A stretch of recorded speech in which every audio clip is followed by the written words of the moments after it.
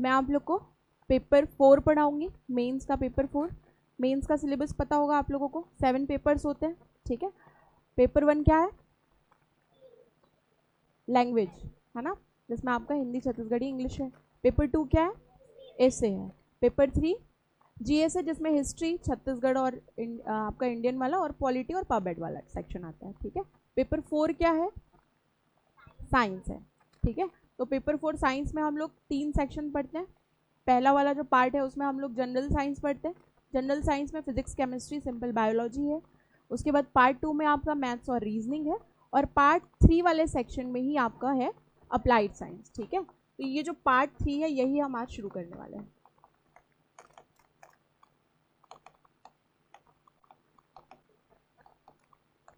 Applied and behavioural science कहते हैं, applied science, ठीक है।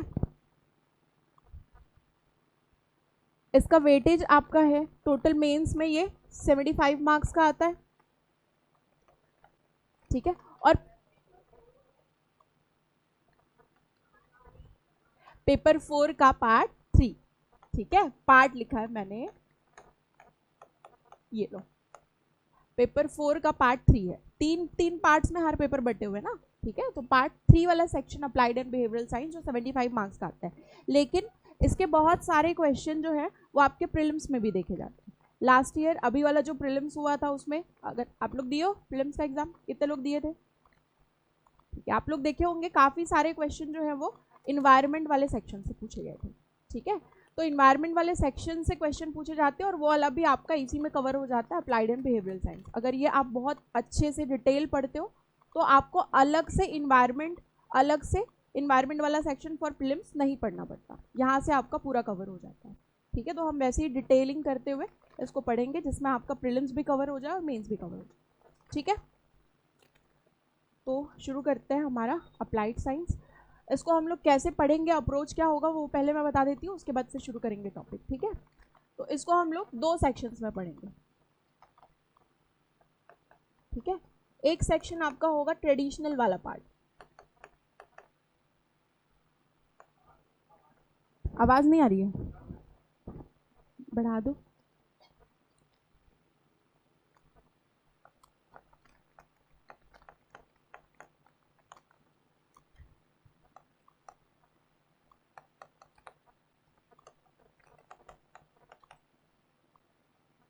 अभी आ रही है आवाज? नॉन ट्रेडिशनल पार्ट है अपरंपरागत, इसी को आप डायनेमिक भी कहते हो। परंपरागत वाले पार्ट में हम लोग पढ़ेंगे बायोडाइवर्सिटी, यानी कि जैव विविधता। इसी में हम इकोलॉजी एंड इकोसिस्टम पढ़ेंगे।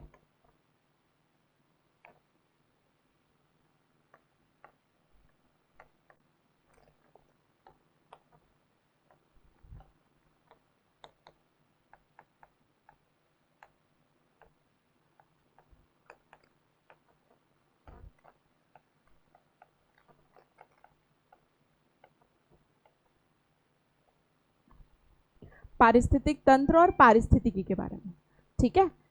इसी में हम लोग बहुत टाइप के स्पीसीज के बारे में पढ़ेंगे, प्रजातियों के बारे में पढ़ेंगे, ठीक है।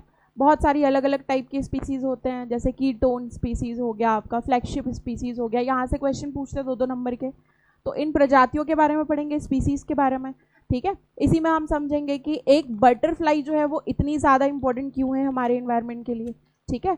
बटरफ्लाई अगर खत्म हो जाती है, इंसेक्ट खत्म हो जाते हैं, तो हो सकता है आने वाले समय में लॉन्ग टर्म उसके इफेक्ट ये हो सकते हैं कि पूरी दुनिया से सारी प्रजातियां जो हैं वो धीरे धीरे खत्म हो जाए, क्योंकि बटरफ्लाई और इंसेक्ट का मेन रोल होता है क्या? पॉलिनेशन करने का, ठीक है। पॉलिनेशन प्रोसेस अफेक्ट होगा, वेजिटेशन खत्म होंगे, उससे आने वाले समय में हो सकता है कि जो आपका पूरी जितनी भी प्रजातियां इकोसिस्टम है वो धीरे धीरे क्या हो जाए? खत्म हो जाए। तो इनके इम्पोर्टेंस को हम समझेंगे इसमें, ठीक है। इसके अलावा हम लोग इसमें पढ़ेंगे पोल्यूशन, ठीक है। पोल्यूशन के बारे में, प्रदूषण, इसमें हम लोग पढ़ेंगे सॉलिड वेस्ट मैनेजमेंट,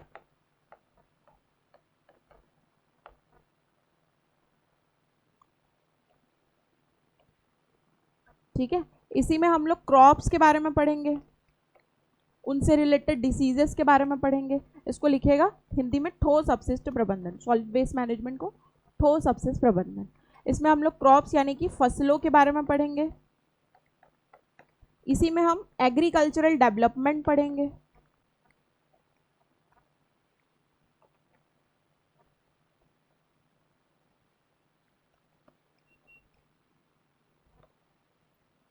कृषि का विकास,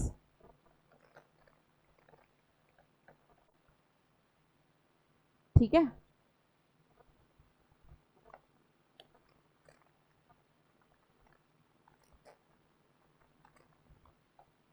यहां पर हम पढ़ेंगे science and tech, development of science and take,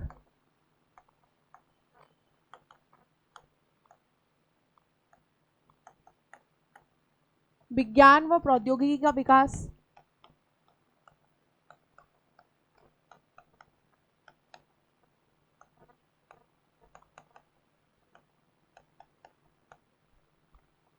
इसके अलावा हम यहां पर पढ़ेंगे एनर्जी रिसोर्सेस,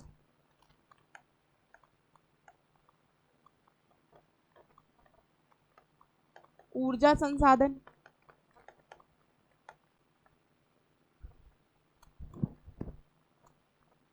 एक जगह लिख लो ताकि आपको पता रहे आपके कितने टॉपिक हैं अप्लाइड साइंस में, ठीक है। ये पूरा ट्रेडिशनल है, ठीक है। इसमें कुछ कुछ सेक्शन डायनेमिक वाले पार्ट आएंगे, वो मैं बताऊंगी क्या क्या डायनेमिक में, ठीक है। इसके अलावा इंफॉर्मेशन एंड कम्युनिकेशन टेक्नोलॉजी,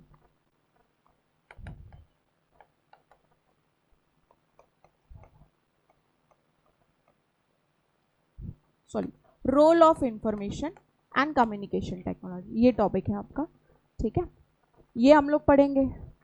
फिर इसी में आपका कंप्यूटर भी है, कंप्यूटर पढ़ेंगे। फिर कम्युनिकेशन टेक्निक्स पढ़ेंगे,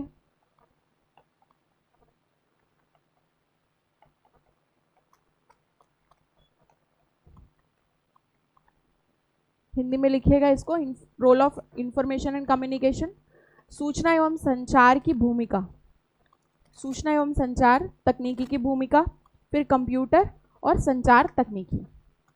ये वाला पूरा सेक्शन आपका आ जाएगा ट्रेडिशनल, परंपरागत वाले भाग में।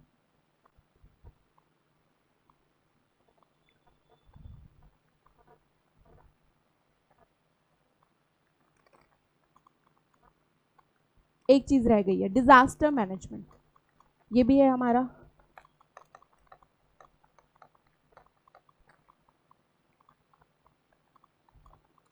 आपदा प्रबंधन,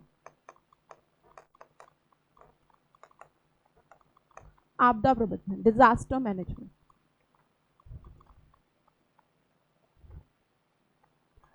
सीजीपीएससी में ऐसे टॉपिक जो इधर उधर बच गए थे ना, सबको एक साथ जोड़ के एक सब्जेक्ट बना दिया गया जिसका नाम दिया गया अप्लाइड साइंस, ठीक है। इसमें सब कुछ पढ़ोगे आप, तो ये पूरा आपका रहेगा ट्रेडिशनल वाला पार्ट, ठीक है। डायनेमिक वाले ये लिख लिया आप लोग, सब लोग लिख लिए ना, ठीक है। डायनेमिक वाले पार्ट पे क्या क्या पढ़ेंगे ये देख लेते हैं हम लोग। या अपरंपरागत,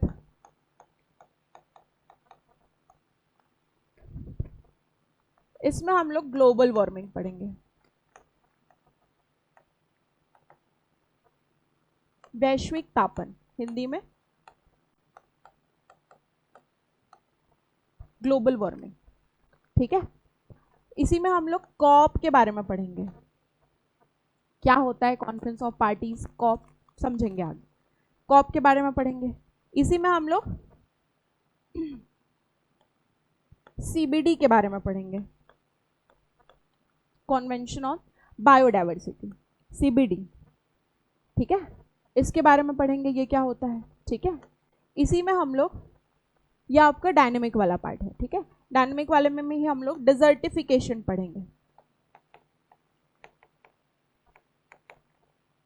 हिंदी में लिखेगा मरुस्थलीकरण।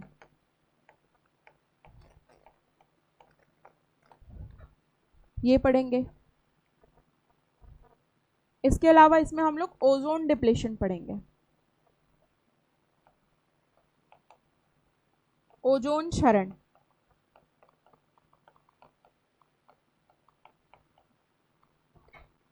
ठीक है,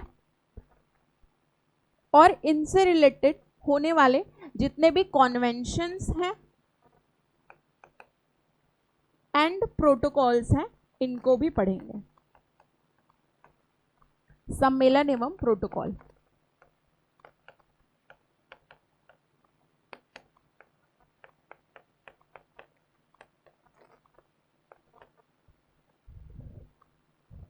कॉन्वेंशन एंड प्रोटोकॉल, सम्मेलन लास्ट लिखा हुआ है, पीछे नहीं दिख रहा है क्या? लास्ट लिखा हुआ है सम्मेलन एवं प्रोटोकॉल, कॉन्वेंशंस एंड प्रोटोकॉल। ठीक है, ये आपका हो जाएगा पूरा डायनेमिक वाला पार्ट। ठीक है, इसके अलावा इस डायनेमिक पार्ट में हम लोग साथ साथ जो हमने स्टैटिक वाला पार्ट देखा था उसके जितने करंट से मुद्दे रिलेटेड मुद्दे होंगे उनको भी ऐड करते हुए चलेंगे, तो वो मैं टॉपिक में ही कराऊंगी। ठीक है, डायनेमिक पार्ट इसे क्यों कह रहे हैं?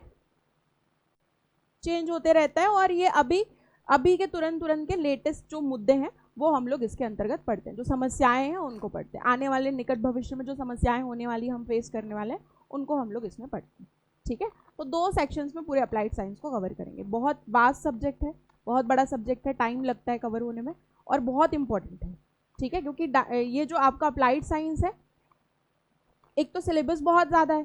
ठीक है, अब हिस्ट्री का सिलेबस बहुत ज़्यादा हो तो समझ आता है, अप्लाइड साइंस का सिलेबस हिस्ट्री के लगभग सिलेबस है। ठीक है, और दूसरी चीज़ ये है कि इतना सिलेबस कवर करने के बाद भी कुछ ऐसे क्वेश्चन आ जाते हैं जो आप कभी ज़िंदगी में देखे ही नहीं है, जिस मुद्दे के बारे में आपने कभी सुना ही नहीं है, ऐसे क्वेश्चन भी कभी कभी इतना सिलेबस कवर करने के बावजूद आ जाता है। ठीक है, तो आपको कोशिश करना है कि ये बहुत अच्छे से पढ़ना है और स्कोरिंग भी है। ठीक है, एकदम इजी इजी कई कई टॉपिक हैं जैसे कि पोल्यूशन है, बायोडाइवर्सिटी है। ठीक है, तो वहाँ से आपको ज़्यादा से ज़्यादा स्कोरिंग करनी है। ठीक है, नंबर ज़्यादा लेके आने हैं। साइंस वाला आपका साइंस सब्जेक्ट है, साइंस में नंबर कम कटते हैं, तो इसका फ़ायदा उठाना है आपको। तो पेपर 4 का पार्ट 3 बहुत अच्छे से कवर करना है। पेपर 4 में स्कोरिंग बहुत अच्छी करनी है आपको। ठीक है, पेपर 1 आपका, पेपर 2 ऐसे और पेपर 4, ये 3 जो टॉप सब्जेक्ट हैं आपके, 3 पेपर्स हैं, वही क्या है, स्कोरिंग है। ठीक है, तो चलिए शुरू करते हैं हम लोग शुरू करेंगे ये आपके इन्वायरमेंट की शुरुआत कैसे हुई। ठीक है, इन्वायरमेंट वाले सेक्शन से शुरू करेंगे। इन्वायरमेंट वाले सेक्शन में हम लोग क्या क्या पढ़ेंगे ये देख लेते हैं। मैं इन्वायरमेंट वाले सेक्शन में क्या पढ़ाऊंगी, पर्यावरण। इस पूरे सेक्शन में मैं पढ़ाऊंगी, इसमें हम लोग मिक्स पढ़ेंगे, डायनेमिक और स्टैटिक दोनों को मिक्स करके पढ़ेंगे। ठीक है, तो इन्वायरमेंट वाले सेक्शन में मैं पढ़ाऊंगी आप लोगों को, इसमें हम लोग इन्वायरमेंट की शुरुआत कैसे हुई पूरी दुनिया में ये देखेंगे। ठीक है, उसके बाद हम लोग इसमें पढ़ेंगे ग्लोबल वार्मिंग, ओजोन वाला, ओजोन डिप्लेशन। ठीक है, कॉप, मॉप, सीबीडी। ठीक है, बायोडाइवर्सिटी, पोल्यूशन, इकोलॉजी। ये पूरा सेक्शन आपका क्या आता है, डायनेमिक और स्टैटिक मिला के इन्वायरमेंट वाला सेक्शन आता है। तो इन्वायरमेंट से ही मैं शुरुआत करूंगी। ठीक है,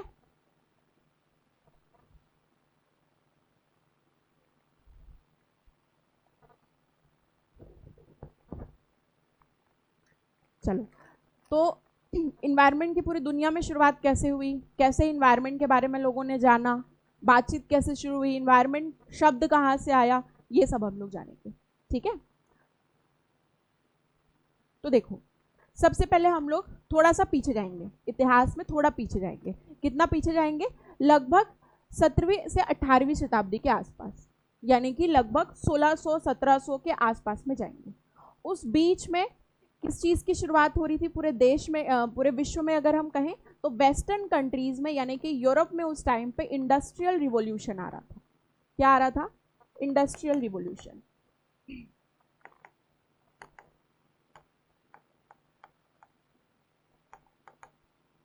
जिसे हिंदी में आप कहते हो औद्योगिक क्रांति।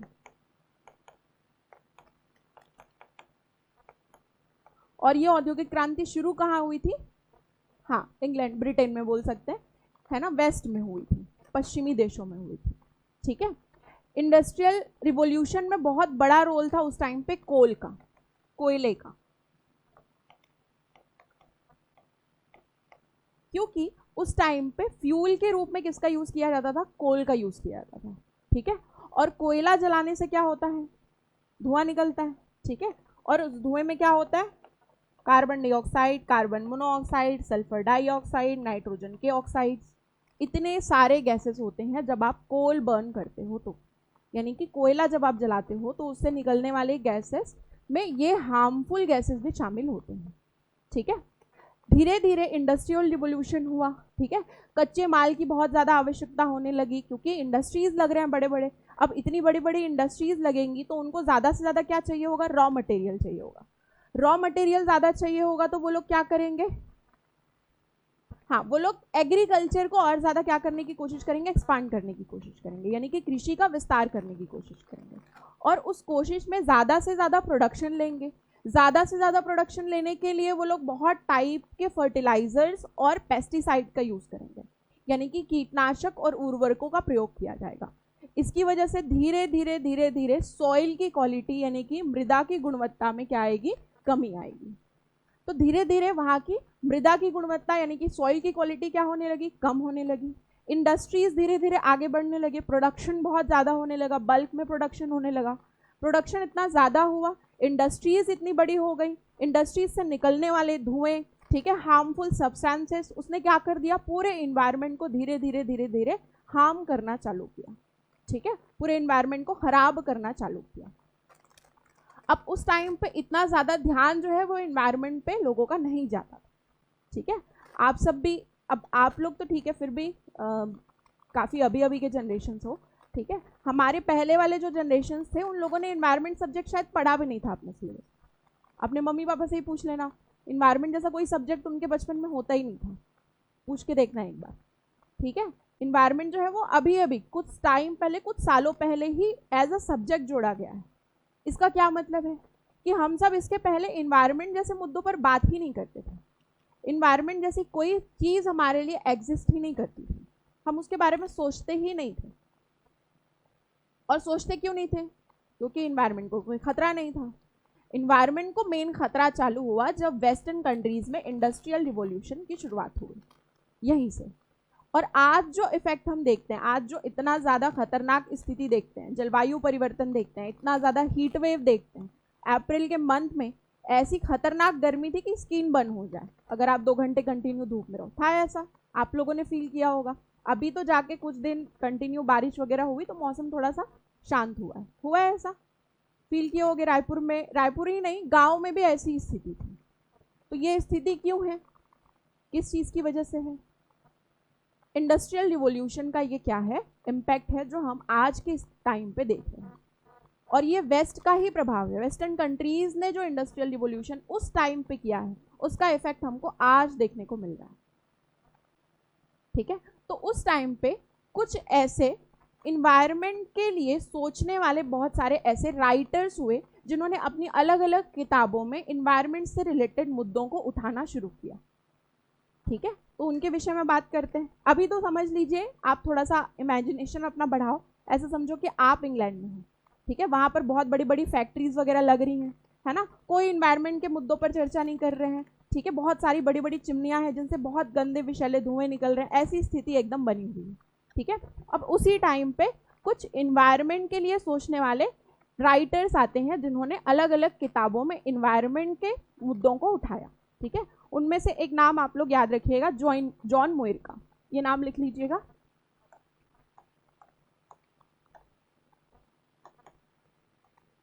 John Muir. जॉन मुइर एक राइटर हैं जिन्होंने 2 किताब लिखी। एक किताब लिखो, the mountain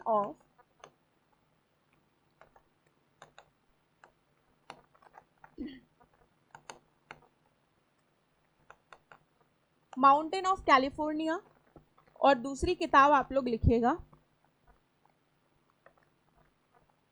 are national park.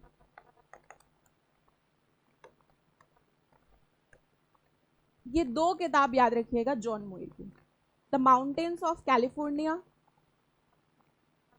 ठीक है, और उसके बाद आप लोग याद रखिएगा आर नेशनल पार्क्स। अच्छा डेट भी लिख लो, इसका लिखो 1901 और इसका लिखो 1894। ये दो किताब आई जॉन मुइर की। इसमें इन्होंने यूएसए में जो इंडस्ट्रियल रिवॉल्यूशन का इम्पैक्ट है, जो माउंटेन्स पर पड़ रहा है, जो नेशनल पार्क्स पर पड़ रहा है, ठीक है, उसके विषय में अपनी इन दो किताबों पर इन्होंने लिखा, ठीक है।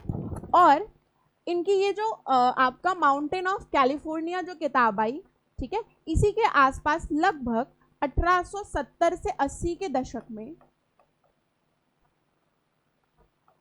इस टाइम पे यूएसए में एक नेशनल पार्क स्थापित हुआ जो दुनिया का पहला नेशनल पार्क था।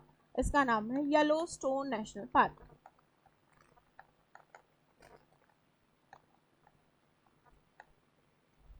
ये पूरी दुनिया का पहला नेशनल पार्क था, येलोस्टोन नेशनल पार्क। 1870 से 80 के दशक में लगभग ये बना।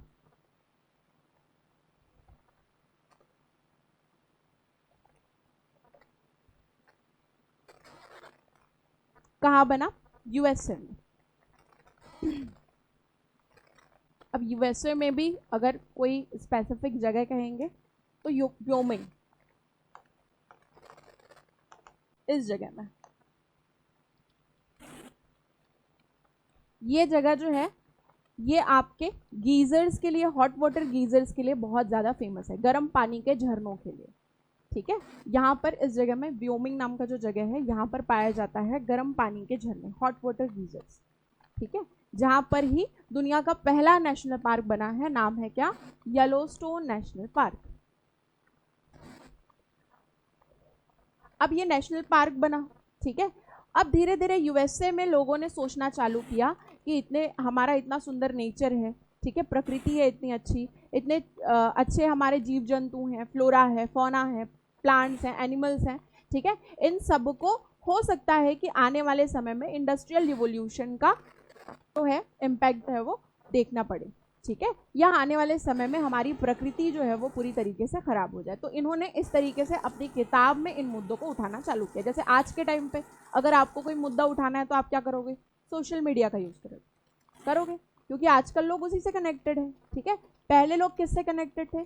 किताबों से कनेक्टेड थे। लोग अपने मनोरंजन के लिए भी क्या पढ़ते थे? बुक्स पढ़ते थे, ठीक है, मनोरंजन के लिए भी, नॉलेज के लिए भी, सारी चीज़ों के लिए लोग बुक पढ़ा करते थे। पहले बुक पढ़ना एक मतलब जैसे आज के टाइम पे सोशल मीडिया में रील बनाना फैशन हो गया, वैसे पहले के टाइम पे फैशन क्या था? बुक्स पढ़ना। लोग बुक कैरी करके इधर उधर जाते थे, ट्रेन में बुक पढ़ना, ठीक है, हर जगह बुक पढ़ना, ठीक है। तो बुक पढ़ना एक बहुत बोला जाए तो एक प्रेस्टीज का विषय माना जाता था उस टाइम पे, सम्मान का विषय माना जाता था, ठीक है। तो लोग बुक से कनेक्टेड थे, तो इन्होंने क्या किया? बुक्स लिखनी चालू की ताकि लोग जो है वो इन बुक को पढ़े और लोगों तक ये मुद्दे जो है वो पहुंच सके, ठीक है। इसी बीच में एक और राइटर आई, यूएसए की थी, उनका नाम लिखिए रैचल कार्सन। में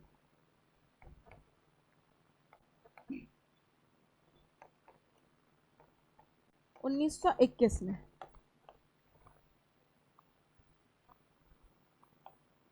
इन्होंने जो बुक लिखी थी, ये बुक है silent spring, the silent spring. The silent spring book का नाम है, the silent spring, Rachel Carson, the silent spring. ये क्वेश्चन सीजीपीएससी प्रीलिम्स में आया हुआ है, मुझे एग्जैक्टली ईयर याद नहीं आ रहा है, 2018-19 समथिंग में आया हुआ है। रैचल कार्सन की इनमें से कौन सी बुक है? या शायद बुक का नाम दिया हुआ है, राइटर पूछा गया है, ये क्वेश्चन आया हुआ है। 1921 में इन्होंने साइलेंट स्प्रिंग नाम की बुक लिखी, ये भी यूएसए से है, ठीक है। अब इन्होंने अपनी किताब पे क्या लिखा? तो रैचल कार्सन ने यहाँ पर पेस्टिसाइड, इस बुक पे साइलेंट स्प्रिंग में क्या लिखा?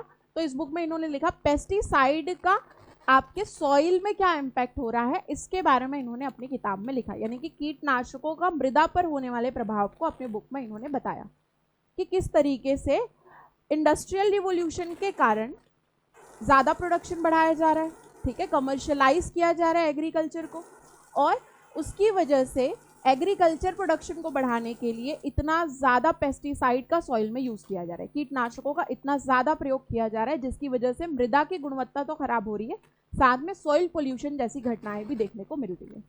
ये अपनी किताब में साइलेंट स्प्रिंग में किसने लिखा? रचल कार्सन ने लिखा। ये भी यूएसए से ही है। तो यूएसए में एक मुहिम उठ रही है जिसमें बहुत सारे अलग अलग राइटर्स जो हैं वो अपनी किताबों में लिख रहे हैं एनवायरनमेंट के विषय में, और इसके बाद लोगों ने इनकी किताबों को पढ़ना शुरू किया, ठीक है, और इन किताबों से ही सीखना चालू किया कि हाँ, हमको इन्वायरमेंट को क्या करना होगा, बचाना होगा, ठीक है, ऐसे नहीं चलेगा, इन्वायरमेंट के बारे में सोचना पड़ेगा। अब आप सोचेंगे कि इस समय भारत कहाँ था? तो भारत इस समय इन्वायरमेंट के बारे में नहीं सोच सकता था, है ना, क्योंकि हम क्या कर रहे थे, हम तो कॉलोनाइज थे उस टाइम पे, ठीक है, उपनिवेशवाद से लड़ रहे थे, ठीक है, ब्रिटिशर्स यहाँ थे, हम तो सोच रहे थे कि हम ब्रिटिशर्स को भगाएं कैसे, और उस टाइम भारत की स्थिति भी ऐसी नहीं थी, क्योंकि भारत में ना कोई इंडस्ट्री थी ना कुछ नहीं था, ठीक है, हम लोग एकदम परंपरागत रूप से अपना जीवन जीने वाले लोग थे, संस्कृति से जुड़ने वाले, पेड़ों की पूजा करने वाले लोग हुआ करते। तो हमारे यहाँ पे ये समस्या उस समय पर थी ही नहीं। जब समस्या ही नहीं तो समाधान के बारे में सोचने की ज़रूरत ही नहीं है। तो भारत इस समय पर कहीं नहीं था, ठीक है।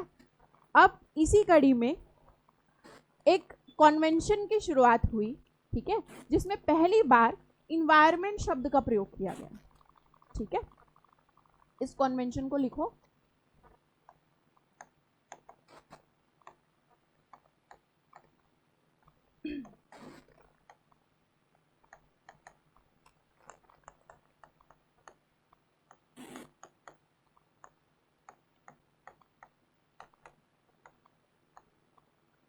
स्टॉकहोम कन्वेंशन,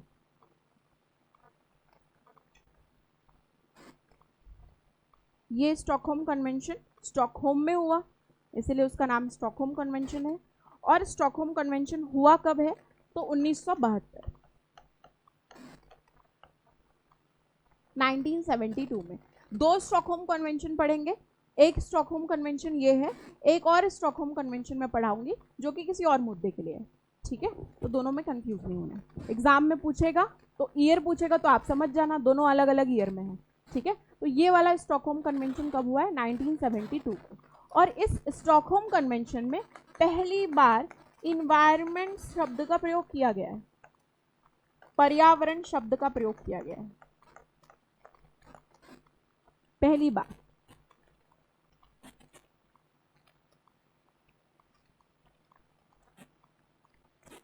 और ये इतना इंपॉर्टेंट क्यों है? ये बहुत इंपॉर्टेंट कॉन्वेंशन है जिसे आज भी पूरी दुनिया याद रखती है। ये इतना इंपॉर्टेंट क्यों है?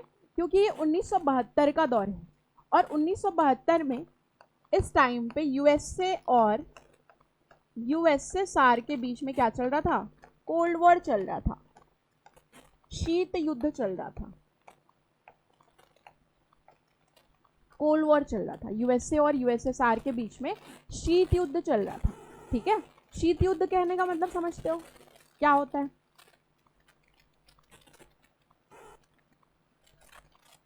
आर्मी का यूज नहीं करके, ठीक है, एक दूसरे पर सैंक्शंस लगाना, रेस्ट्रिक्शंस लगाना, बैन लगाना, इंटरनेशनल प्लेटफॉर्म पर एक दूसरे को क्रिटिसाइज करना, ये सबको क्या कहा जाता है? कोल्ड वॉर कहा जाता है, ठीक है, जिसमें डायरेक्ट हथियारों का प्रयोग नहीं किया जाता, बट सैंक्शंस और बैन के थ्रू एक दूसरे को क्या किया जाता है? अपोज किया जाता है, ठीक है। इसे हम क्या कहते हैं? कोल्ड वॉर कहते हैं। तो कोल्ड वॉर किसके किसके बीच में चल रहा था? यूएसए और यूएसएसआर के बीच में। ये दोनों पहली बार ऐसे किसी मुद्दे पर साथ बैठने के लिए रेडी हो गए थे, वो था स्टॉकहोम कन्वेंशन। तो ऐसा पहली बार हुआ था इतिहास में कि कोल्ड वॉर चल रहे दो बड़े देशों के बीच में, उस टाइम पे तो यही दोनों क्या थे? बड़े पावर्स थे पूरी दुनिया में, यूएसए और यूएसएसआर। तो ऐसे दो देश जिनके बीच कोल्ड वॉर चल रहा था और दोनों किसी एक ही मुद्दे पर राजी हो गए थे, ऐसा पहली बार हुआ था किसमें? स्टॉकहोम कन्वेंशन में। इसीलिए स्टॉकहोम कन्वेंशन को इतिहास में याद रखा जाता है, ठीक है, 1972 में। और ये हुआ कब था? तो डेट भी इसका याद रखना, ये 5 जून से 16 जून के बीच में हुआ था। मैं आप लोगों को डेट इसलिए याद करा रही हूँ क्योंकि इसी की वजह से 5 जून को क्या मनाया जाता है? वर्ल्ड एनवायरनमेंट डे मनाया जाता है, विश्व पर्यावरण दिवस।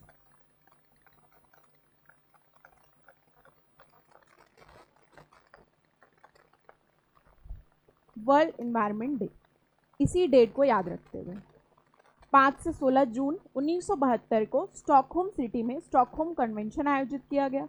किस लिए आयोजित किया गया? इन्वायरमेंट के मुद्दों पर चर्चा करने के लिए आयोजित किया गया। ठीक है, यूएसए यूएसएसआर दोनों शामिल हुए, है ना। 5 से 16 जून के बीच में हुआ। इसी को याद रखते हुए वर्ल्ड एनवायरनमेंट डे मनाया जाना तय हुआ 5 जून को। ठीक है, अच्छा, इस टाइम पे इंडिया से कौन शामिल हुआ? तो श्रीमती इंदिरा गांधी जी उस टाइम पे प्राइम मिनिस्टर हुआ करती थी और भारत से प्रतिनिधित्व किया था इन्होंने भारत का स्टॉकहोम कन्वेंशन में। ठीक है, अच्छा, एक और चीज तय हुआ कि अब ये कॉन्वेंशन जो कि इन्वायरमेंट के मुद्दे पर हो रहा है, ये अब हर 10 साल में रिपीट किया जाएगा। हर 10 साल में वापस से इन्वायरमेंट के विषयों पर चर्चा करने के लिए ये जो आपके कॉन्वेंशन है ये आयोजित किए जाएंगे। तो इसी कड़ी को आगे बढ़ाते हुए 1982 में फिर से एक कॉन्वेंशन हुआ जिसे कहते हैं नायरोबी कॉन्वेंशन।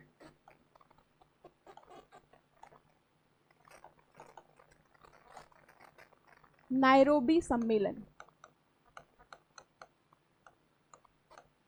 हिंदी में नायरोबी सम्मेलन, नायरोबी कॉन्वेंशन, केन्या में हुआ ये, नायरोबी केन्या। अब यूएसए जो है वो इस कॉन्वेंशन में शामिल नहीं हुआ। ठीक है, यूएसए ने जो है वो मना कर दिया। मैं बार बार यूएसएसआर के साथ में मिलकर बातचीत नहीं करूंगा, उसके साथ मेरे अपने अलग टर्म्स हैं। ठीक है, तो यूएस जैसे हम पाकिस्तान को कहते हैं, पाकिस्तान के साथ हम एक प्लेटफॉर्म पर नहीं बैठेंगे। ठीक है, इस तरीके से यूएसए ने कह दिया मैं यूएसएसआर के साथ नहीं बैठूंगा। यूएसए ने आने से मना कर दिया नायरोबी कॉन्वेंशन में, और इसका परिणाम ये हुआ कि नायरोबी कॉन्वेंशन में किसी बड़े विषय पर चर्चा नहीं की जा सकी। लगभग इसको फेल माना गया। ये कॉन्वेंशन क्या हो गया? फेल हो गया, क्योंकि यूएसए का इसमें क्या नहीं था? साथ नहीं था। ठीक है, तो यूएसए ने अपोज किया। इसके बाद अगेन क्योंकि बात हुई है स्टॉकहोम कन्वेंशन में क्या कि हर 10 साल में कॉन्वेंशन होगा, तो 10 साल में पहला कॉन्वेंशन हुआ। ठीक है, अगेन इसके 10 साल बाद एक और कॉन्वेंशन होता है 1992 में, जिसे कहते हैं अर्थ समिट, पृथ्वी सम्मेलन। वेरी वेरी वेरी इंपॉर्टेंट, अर्थ समिट 1992 हुआ कहां था? Rio de Janeiro. उस समय पर यह ब्राजील का कैपिटल था। अभी ब्राजील का कैपिटल क्या है? ब्राजीलिया। ठीक है, उस टाइम पे ब्राजील का कैपिटल था रियो डी जनेरियो, जहां पर यह सम्मेलन जो है वो आयोजित किया गया। अर्थ समिट, पृथ्वी सम्मेलन 1992 में।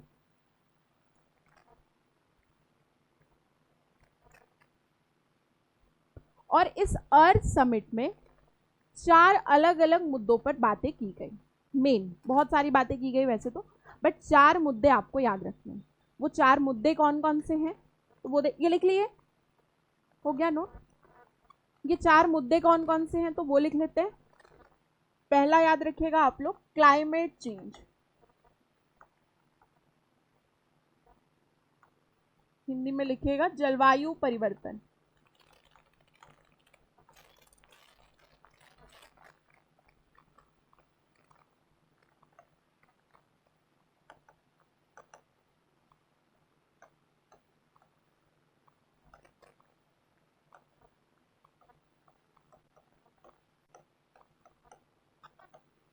सस्टेनेबल डेवलपमेंट, सतत विकास।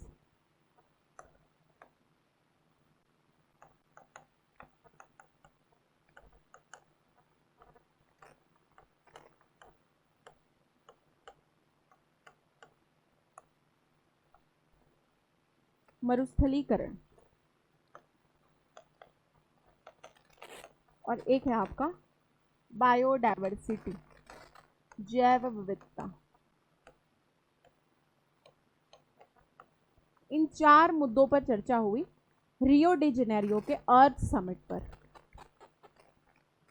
क्लाइमेट चेंज, जलवायु परिवर्तन, सस्टेनेबल डेवलपमेंट, सतत विकास, डिजर्टिफिकेशन, मरुस्थलीकरण और बायोडायवर्सिटी, जैव विविधता। ठीक है, हम लोग का जो अप्रोच है पढ़ने का वो यही रहेगा। ठीक है, हम एक एक करके इन चारों टॉपिक को खत्म करेंगे पहले तो। ठीक है, पहले हम लोग क्लाइमेट चेंज को पढ़ेंगे। क्लाइमेट चेंज को मैं पढ़ाऊंगी तो क्लाइमेट चेंज के अंदर ही 2-3 चीज़ें कवर हो जाएगी, जैसे कि ग्रीन हाउस इफेक्ट कवर हो जाएगा, इसमें ग्लोबल वार्मिंग कवर हो जाएगा, उसके बाद ओजोन डिप्लेशन भी कवर हो जाएगा। तो क्लाइमेट चेंज में हम लोग इतनी चीज़ों को कवर करेंगे। फिर इसी के अंदर कॉप भी पढ़ लेंगे हम लोग, ठीक है, मॉप भी पढ़ लेंगे। तो क्लाइमेट चेंज में बहुत सारे टॉपिक कवर हो जाएंगे। फिर उसके बाद मैं आप लोगों को सस्टेनेबल डेवलपमेंट और बायोडायवर्सिटी पढ़ाऊंगी। बायोडायवर्सिटी पढ़ाऊंगी तो इसी के अंदर हम लोग स्टैटिक वाला पार्ट भी पढ़ लेंगे, जैसे कि स्पीसीज के बारे में पढ़ लेंगे, इकोलॉजी इकोसिस्टम के बारे में पढ़ लेंगे, biodiversity, national park, wild life sanctuaries, आपके जितने भी प्रोजेक्ट चल रहे हैं उनके बारे में पढ़ लेंगे। इसके अलावा सीबीडी के बारे में पढ़ेंगे। बहुत सारे टॉपिक इन 4 टॉपिक से ही कवर हो जाएंगे हमारे। ठीक है, तो हमारा अप्रोच क्या रहेगा, एक एक करके इन टॉपिक को कवर करना, ऐसे ही शुरू करेंगे। ठीक है, तो आज हम लोग शुरू करेंगे क्लाइमेट चेंज से। नेक्स्ट डालो हेडिंग क्लाइमेट चेंज। अब आगे के कॉन्वेंशन में क्या हुआ ये मैं बीच बीच में बताते जाऊंगी जब टॉपिक पढ़ाते जाऊंगी। अभी आप लोग याद रखो कि 3 कॉन्वेंशन हुए हैं। कौन कौन से 3 कॉन्वेंशन? स्टॉकहोम कब हुआ? सेकंड क्या हुआ? सब लोग बोला करो, क्लास में बोलोगे तो याद रहेगा। नायरोबी कॉन्वेंशन कब हुआ था? 1982 में। तीसरा क्या हुआ? अर्थ समिट। अर्थ समिट में कब हुआ था? और ये कहाँ हुआ था? Rio de Janeiro. ठीक है, इनमें किन 4 विषयों पर चर्चा हुई? पहला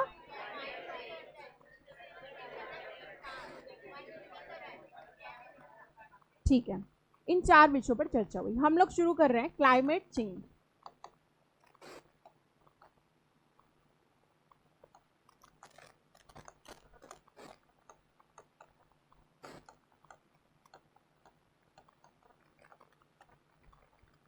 अब 1992 के बाद क्या हुआ वो सवाल अभी दिमाग में रखो।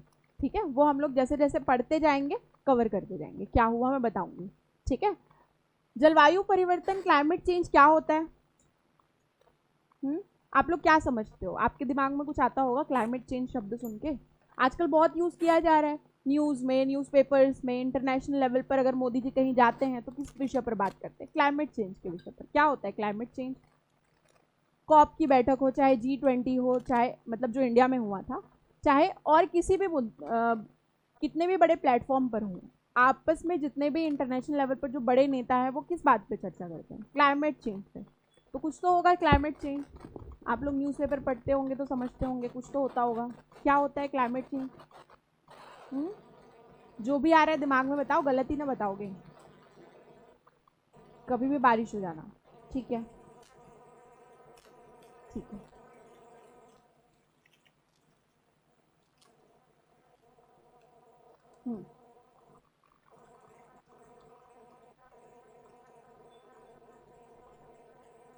ठीक है, बढ़िया। और दीक्षा, क्या होता है क्लाइमेट चेंज?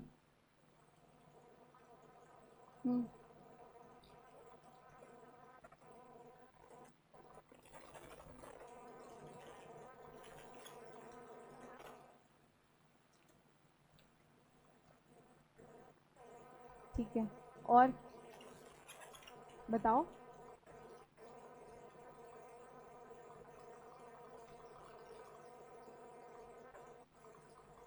ठीक है, ठीक है, आप सब लोग सही बोल रहे हो अपने अपने लेवल पे।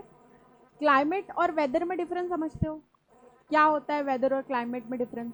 वेदर क्या होता है? क्या?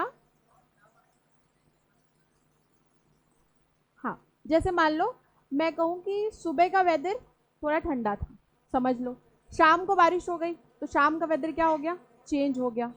ठीक है, दिन भर एकदम धूप थी तो उसका कुछ मैं कहूँगी कि हाँ बहुत ज़्यादा एकदम हॉट वेदर था, इस टाइप की बातें करूँगी। ठीक है, तो ये क्या है, आपका वेदर है जो कि आपके शॉर्ट टाइम पीरियड के टेम्परेचर, प्रेशर, रेनफॉल, इनकी कंडीशन को बताता है। ठीक है, इसे हम क्या कहते हैं, वेदर कहते हैं, मौसम कहते हैं, जो कि किसी छोटे अवधि के लिए तापमान, दाब, ठीक है, वर्षा की मात्रा, इन सबको क्या करता है, बताता है। लेकिन अगर हम उसी को लॉन्ग टाइम पीरियड के लिए पढ़ें, ठीक है, किसी पर्टिकुलर क्षेत्र में, जैसे कि आपका भारत हो गया, भारत एक रीजन है। ठीक है, अब भारत का क्लाइमेट कैसा है, भारत का मौसम कैसा है कहेंगे तो हम शॉर्ट टाइम की बात कर रहे हैं, हम सुबह, दोपहर या रात की बात कर रहे हैं। लेकिन अगर हम भारत के क्लाइमेट की बात करें, भारत का क्लाइमेट कैसा है, तब हम किसकी बात कर रहे हैं, जो सदियों से चला आ रहा है, जिस टाइप का मौसम, हम उसकी बात करें। बहुत लॉन्ग टाइम पीरियड के लिए जैसा टेम्परेचर, जैसा प्रेशर, जैसा रेनफॉल उस क्षेत्र में बना हुआ है, हम उसकी बात कर रहे हैं, तब हम उसे क्या कहेंगे, क्लाइमेट कहेंगे। और क्लाइमेट में अगर चेंज हो जाए तो सोचो कि कितना बड़ा परिवर्तन हो रहा है किसी क्षेत्र में। अगर भारत का पूरा क्लाइमेट ही बदल जाए, भारत में कितने आपके मेनली सीजन्स होते हैं, तो हम लोग 3 सीजन मेनली पढ़ते हैं। ठीक है, कौन कौन से, समर होता है, विंटर होता है और आपका मॉनसून होता है। ठीक है, तो ये 3 आपके मेनली आपके क्या होते हैं, सीजन्स होते हैं। ठीक है, अब समझ जाओ, अब ये सीजन्स का भी अपना एक ड्यूरेशन है। ठीक है, कि आपकी गर्मी आएगी तो कब से कब तक आएगी, फेब के बाद मार्च से लगभग जून के आसपास आपकी गर्मी रहेगी। जून मिड में आपका क्या आ जाता है, मॉनसून आ जाता है। अब सोचो कि ये पूरा उथल पुथल हो जाए, दिसंबर मार्च में गर्मी पड़ने लगे, जून फेब ये जो टाइम है, इस टाइम पे विंटर आ जाए। ठीक है, और बारिश होने लगे आपका कभी और, ठीक है, किसी और टाइम पे, मतलब कि ये जो आपके सीजन है ये शिफ्ट हो जाए पूरा, और हमेशा के लिए शिफ्ट हो जाए। और ये शिफ्टिंग आप कहीं ना कहीं फील कर रहे हो थोड़ा थोड़ा। ठीक है, धीरे धीरे होता है, ऐसा नहीं होता कि एक साल में ही पूरा बदल गया सब कुछ, धीरे धीरे आप ये शिफ्टिंग फील कर रहे हो। ठीक है, गर्मियों के मौसम में गर्मी जैसा लगता नहीं है। पिछला वाला गर्मी याद करो, मई नौतप्पा आया नहीं था, आया ही नहीं था नौतप्पा, अगर तुम लोग को अच्छे से याद होगा। ठीक है, नौतप्पा ऐसा होता है कि 9 दिन जो होता है सूरज की एकदम तेज धूप जो है वो अर्थ पर, मतलब भारत वाले रीजन पर पड़ती है, उस 9 दिन को हम क्या कहते हैं, नौतप्पा कहते हैं। और नौतप्पा जैसे ही खत्म होता है 15 जून के आसपास में छत्तीसगढ़ में क्या मानसून एंटर कर जाता है, होता है ऐसा। लेकिन पिछले वाले 2025 की मैं बात करूं तो नौतप्पा आया ही नहीं था, मई 25 के आसपास में मानसून आ गया था, हुआ था ऐसा, मई 25 के बाद ही। आप लोग थोड़ा बहुत रिकॉल कर पा रहे हो तो याद रखो इस चीज़ को, जून नहीं आया था, जून में नहीं आया था, मई 25 के बाद ही मानसून एंटर कर गया था छत्तीसगढ़ में। और छत्तीसगढ़ में मानसून का टाइम क्या है, 15 जून। तो समझो कि क्या हो रहा है, ये सीजन शिफ्ट हो रहे हैं, धीरे धीरे शिफ्ट हो रहे हैं, इनमें क्या हो रहा है, बहुत बड़ा चेंज आ रहा है। और यही चेंज क्या है, आपका क्लाइमेट चेंज है। ठीक है, विंटर के सीजन में गर्मी का फील होना, ठीक है, गर्मी में ठंड लगना। ठीक है, तो यही क्या है, आपका क्लाइमेट चेंज है, जिसमें क्या हो रहा है, टेम्परेचर, प्रेशर, रेनफॉल, ठीक है, इन सब में क्या हो रहा है, बहुत बड़ा बदलाव आ रहा है। तो ये क्या क्लाइमेट चेंज, आप लोग सोचोगे कि ठीक है सीजन ही तो शिफ्ट हो रहे हैं, गर्मी में ठंड लग जाएगी ज़्यादा से ज़्यादा क्या होगा, और ठंड में बारिश हो जाएगी, गर्मी के सीजन में कुछ और, मतलब इस तरीके से शिफ्टिंग ही तो है। आखिर हमको गर्मी फील करना है 3 महीने, कोई भी 12 में से 3 महीने है गर्मी फील कर लेना है, क्या दिक्कत है, ये है दिमाग में। लेकिन आप सोचो कि हम जून आपके मार्च से जून के बीच में हमारी बॉडी जो है वो गर्मी के लिए क्या रहती है, प्रिपेयर रहती है उस टाइम पे, और हमारी बॉडी जो है वो उस चीज़ को अडॉप्ट कर चुकी है, हम अनुकूल हो गए हैं उस मौसम के लिए। अब सोचो कि इस टाइम पे अगर विंटर आ जाए, हमारी बॉडी रिएक्ट करेगी, बहुत सारी बीमारियां होंगी शरीर में। ठीक है, सिर्फ ह्यूमन ही नहीं, जितने भी प्लांट्स हैं, जितने भी एनिमल हैं, इनकी प्रजातियों को बहुत बड़ा नुकसान है। ठीक है, फसलें खराब हो जाएंगी, हमारा जो एक सीक्वेंस है रबी, खरीफ, जायद फसलों का, ये क्या हो जाएगा, पूरी तरीके से बिगड़ जाएगा, फसलें खराब हो जाएंगी, जितने भी स्पीसीज हैं वो धीरे धीरे मरने लगेंगे। ह्यूमन स्पीसीज को भी क्या होगा, लॉन्ग टाइम पीरियड में इसका क्या होगा, बहुत खतरनाक इम्पैक्ट जो है वो देखने को मिलेगा। तो क्लाइमेट चेंज बहुत बड़ी समस्या है ना। और इस क्लाइमेट चेंज का बहुत बड़ा रीज़न हम लोग पढ़ेंगे वो है ग्लोबल वार्मिंग, वैश्विक तापन। क्या है ग्लोबल वार्मिंग? वैश्विक तापन, अर्थ का टेम्परेचर बढ़ जाना। वैश्विक, विश्व, तापन यानी कि तपना, टेम्परेचर बढ़ जाना, पूरे अर्थ का यानी कि पृथ्वी का तापमान बढ़ जाना, वही क्या है? वैश्विक तापन है। अब ये क्यों होता है? क्यों तापमान बढ़ता है? हाँ, ग्लेशियर मेल्ट होने की वजह से। इसका मेन रीजन है green house effect.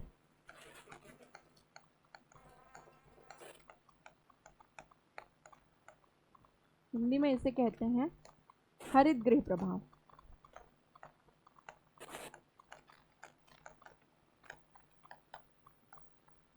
Green house effect क्या होता है? ग्रीन हाउस इफेक्ट बचपन में पढ़े हो ये सब, CO2 का। ठीक है, ठीक है, समझते हैं ग्रीन हाउस इफेक्ट क्या है।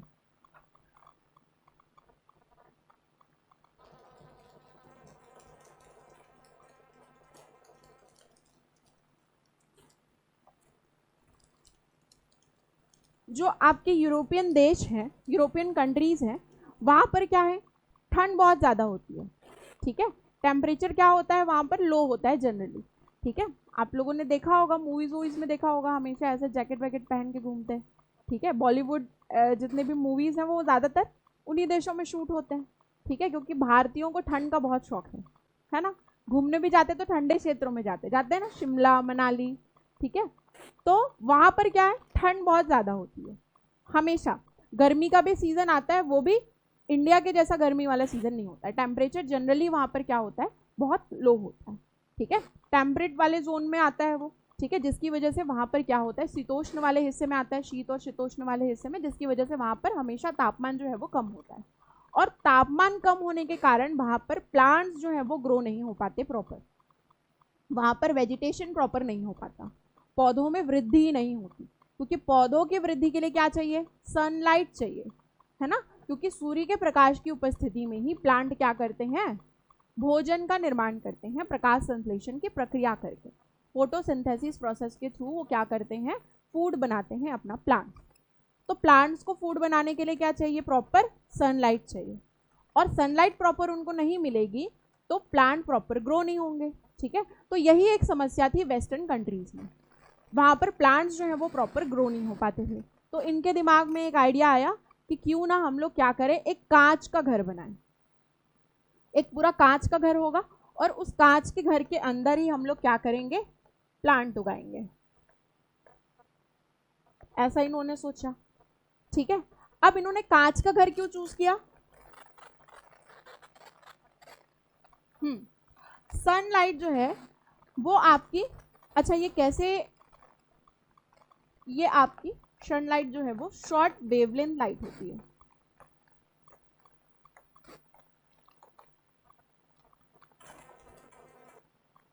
निम्न तरंग दैर्ध्य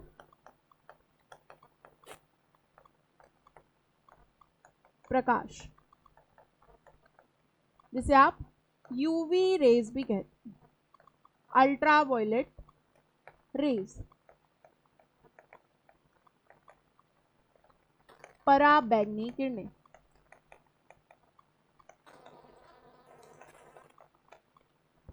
ये क्या होती है? शॉर्ट वेवलेंथ होती है। ठीक है, और ये शॉर्ट वेवलेंथ लाइट कांच को पार करके एंटर तो कर लेती है। ठीक है, एंटर कर जाती है, अंदर में क्या बना देती है? हीट जनरेट कर देती है। लाइट जो है वो प्रॉपर अंदर आ पाता है कांच को पार करके, और अंदर ये हीट क्या हो जाता है? ट्रैप हो जाता है।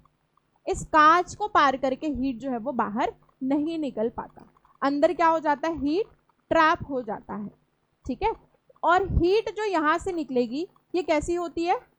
लॉन्ग वेवलेंथ होती है। तो कुछ कुछ हीट लॉन्ग वेवलेंथ लाइट के रूप में थोड़ी बहुत बाहर निकलती है, बट ज्यादातर हीट 90% हीट क्या होती है? इस कांच के घर में ट्रैप हो जाती है, और ये कांच का घर पूरी तरीके से क्या हो जाता है? गर्म हो जाता है, प्रॉपर सनलाइट अंदर फंस जाती है, ट्रैप हो जाती है। ठीक है। और उसी सनलाइट का उपयोग ये पौधे जो है वो क्या कर पाते हैं, अपने भोजन निर्माण के लिए, ग्लूकोज फॉर्मेशन के लिए करते हैं, जिसकी वजह से कांच के इन घरों के अंदर पौधे जो है वो क्या होते हैं, प्रॉपर ग्रो हो पाते हैं। ठीक है, तो इसी घटना को कहा गया ग्रीन हाउस इफेक्ट।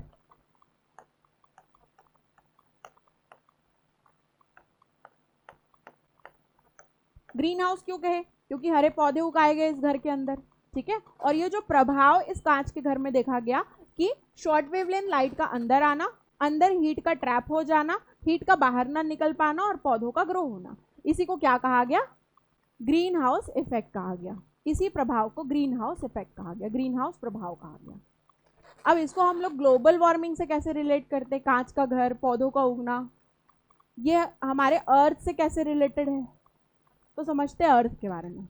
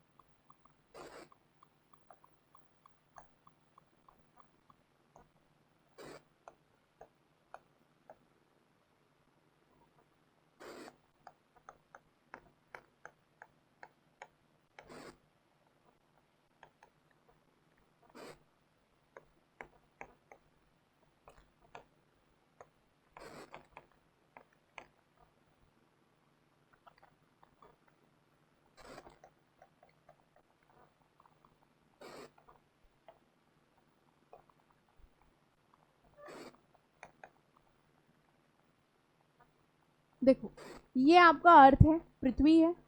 पृथ्वी को चारों तरफ से क्या घेरे हुए हैं, गैसों की एक लेयर। उस गैसों की लेयर को आप क्या कहते हो, एटमॉस्फेयर या वायुमंडल कहते हो। ठीक है, इसमें बहुत सारी गैसेस है, कार्बन डाइऑक्साइड है, सल्फर डाइऑक्साइड है, नाइट्रोजन के ऑक्साइड्स है, नाइट्रोजन गैस है, हाइड्रोजन गैस है, ओजोन है, आपका ऑक्सीजन है, क्लोरोफ्लोरोकार्बन, बहुत सारे गैसेस, बहुत सारे गैसेस। ठीक है, बहुत सारे गैसेस क्या किए हुए हैं, पृथ्वी को चारों तरफ से घेरे हुए हैं, और उसी को आप क्या कहते हो, पृथ्वी का वायुमंडल कहते हो। ठीक है, एटमॉस्फेयर कहते हो।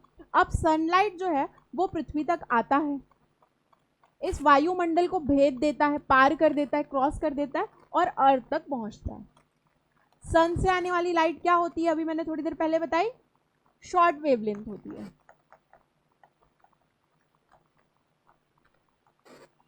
आप इसे क्या कहते हो, यूवी रेज, पराबैंगनी किरणें होती है।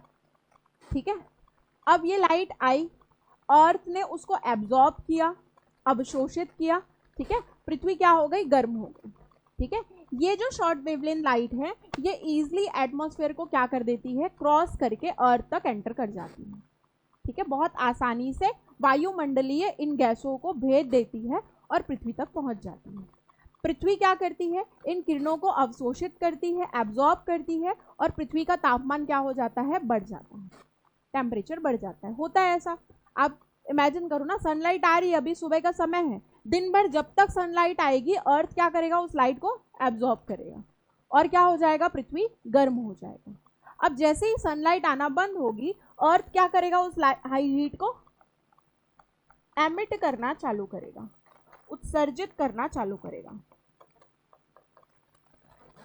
उस हीट को जो एब्जॉर्ब किया था दिन भर, उस हीट को क्या करना चालू करेगा, एमिट करना, बाहर निकालना चालू करेगा, उत्सर्जित करना चालू करेगा।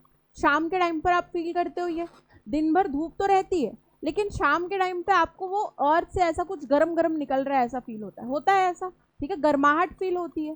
ठीक है, तो अर्थ क्या करती है, सनलाइट जब आना बंद होती है तो उस हीट को रिलीज करना चालू करती है, एमिट करना चालू करती है। ठीक है, उत्सर्जित करना चालू करती है। अब मान लो कि अर्थ ने जितना भी, मान लो 100 यूनिट लाइट जो है वो आई थी अर्थ तक, अर्थ ने वो पूरा 100 यूनिट एब्जॉर्ब कर लिया, मान लो। ठीक है, और अर्थ पूरा का पूरा 100 यूनिट अगर क्या कर दे, एमिट कर दे, तब क्या हो जाएगा, एक तो अगर 100 यूनिट पूरा एब्जॉर्ब कर ले तो अर्थ का टेम्परेचर बहुत बढ़ जाएगा, बहुत ज़्यादा बढ़ जाएगा, बहुत ज़्यादा। अर्थ से सोचो, सन से 100 यूनिट रेज आ रही है और उस पूरे 100 यूनिट को अर्थ एब्जॉर्ब कर ले, तो क्या हो जाएगा, अर्थ का टेम्परेचर बहुत ज़्यादा बढ़ जाएगा, बहुत ज़्यादा, मतलब 100+ टेम्परेचर चला जाएगा, जिसमें हम अपने जीने की संभावना भी नहीं, हमारे जीने की हम कल्पना भी नहीं कर सकते। लेकिन 100 यूनिट अर्थ तक नहीं आता, वो किसकी वजह से, इस एटमॉस्फेयर की वजह से। ये क्या करती है, पूरे के पूरे सनलाइट को अर्थ तक नहीं आने देती, कुछ सनलाइट को क्या कर देती है, ये रिफ्लेक्ट कर देती है। एटमॉस्फेयर और भी बहुत सारे फैक्टर्स होते हैं, मैं बताऊंगी कौन कौन से फैक्टर्स हैं, बहुत सारे फैक्टर्स होते हैं। वो क्या करते हैं, सनलाइट को कुछ मात्रा में रिफ्लेक्ट कर देते हैं, सतह से ही परावर्तित कर देते हैं, थोड़ी मात्रा में, लगभग 50-60%, 30 to 50% मान लो, अर्थ जो है वो क्या करता है, एब्जॉर्ब करता है, अवशोषित करता है। अब मान लो 50% को अवशोषित किया, 50% को अवशोषित कर लिया अर्थ ने, और इस 50% को अर्थ क्या कर रहा है, एमिट कर रहा है। अब मान लो जितना अवशोषित किया पूरा एमिट कर दे, बाहर निकाल दे पूरा, तो क्या हो जाएगा, अर्थ का टेम्परेचर एकदम डाउन हो जाएगा, हो सकता है माइनस में टेम्परेचर चला जाए, हो सकता है ऐसा। जैसे मून का टेम्परेचर देखो, ठीक है, दिन मतलब देखे हो मतलब सुने हो, है ना, देखोगे तो नहीं, रहते तो नहीं हो मून में। दिन के टाइम पे बहुत हाई टेम्परेचर 100+, और रात के टाइम पे -100 समथिंग टेम्परेचर हो जाता है, कहाँ का, मून का। ऐसा क्यों, क्योंकि मून का अपना कोई एटमॉस्फेयर नहीं है, वायुमंडल नहीं है चंद्रमा का जो कि उसको रोके, है ना, लेकिन पृथ्वी का तो वायुमंडल है। तो पृथ्वी जो है वो जितना हीट एब्जॉर्ब करती है, पूरा का पूरा हीट एमिट नहीं करती। क्यों नहीं करती, क्योंकि पृथ्वी के चारों तरफ जो गैसों का घेरा है, ये गैस कुछ हीट को रोक लेते हैं और पृथ्वी की तरफ वापस भेज देते हैं। थोड़ी मात्रा में हीट रिलीज होती है, जिसकी वजह से आप अगर कंपेयर करोगे तो दिन के कंपेयर में रात का टेम्परेचर आपको थोड़ा डाउन मिलता है। वो रीजन क्या है, क्योंकि कुछ मात्रा में हीट अर्थ क्या कर देती है, एमिट कर देती है, बाहर निकाल देती है, लेकिन उतना कम टेम्परेचर नहीं होता। रीजन क्या है, क्योंकि इसके चारों तरफ जो गैसें पाई जाती हैं, ये हीट को बाहर नहीं निकलने देती, पृथ्वी की तरफ वापस भेज देती हैं। तो ये हमको कुछ उस तरह दिखाई दे रहा है जैसे कांच का घर वाला कॉन्सेप्ट लग रहा है, सिमिलर वैसा ही, कि कांच का घर आने तो देता है किसको, सनलाइट को, लेकिन हीट को अंदर ट्रैप कर देता है, लग रहा है वैसा कुछ, ठीक है। तो उस टाइम पे एक व्यक्ति हुए जिनका नाम था जोसेफ फूरियर।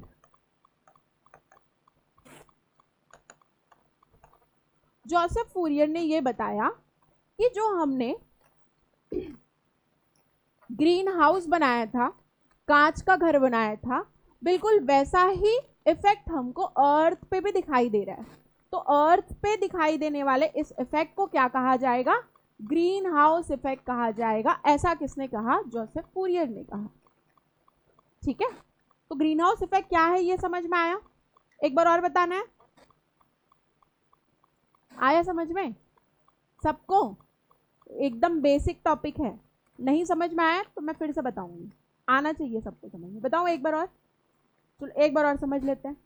कांच का घर था, कांच के घर में क्या नहीं हो रहा, सबसे पहले क्या है, टेम्परेचर बहुत लो था वेस्टर्न कंट्रीज में, उन्होंने क्या किया, एक कांच का घर बनाया ताकि हीट क्या हो सके, ट्रैप हो सके अंदर कांच के घर में। कांच के घर में उन्होंने पौधे उगाए, ठीक है। उसके बाद फिर सन से आने वाली लाइट उस कांच के घर में अंदर आ तो गई, लेकिन बाहर नहीं निकल पाई, ट्रैप हो गई हीट, अंदर फंस गई। उसका उन्होंने क्या किया, यूज किया पौधे उगाने के लिए, पौधे प्रॉपर उगे, ठीक है। और यही कुछ, ऐसा ही कुछ घटना हमको कहाँ दिखाई दिया, पृथ्वी में होता हुआ दिखाई दिया, अर्थ में होता हुआ दिखाई दिया। पृथ्वी के चारों तरफ गैसों का घेरा है, इन गैसों के घेरे को आप क्या कहते हो, वायुमंडल या एटमॉस्फेयर कहते हैं, ठीक है। और सन से आने वाली लाइट इस एटमॉस्फेयर को पार तो करके अर्थ तक आ जाती है, पूरी लाइट नहीं आती, कुछ लाइट रिफ्लेक्ट हो जाती है। पूरी लाइट आएगी तो अर्थ जो है वो पूरा जल जाएगा, भस्म हो जाएंगे हम सब, ठीक है।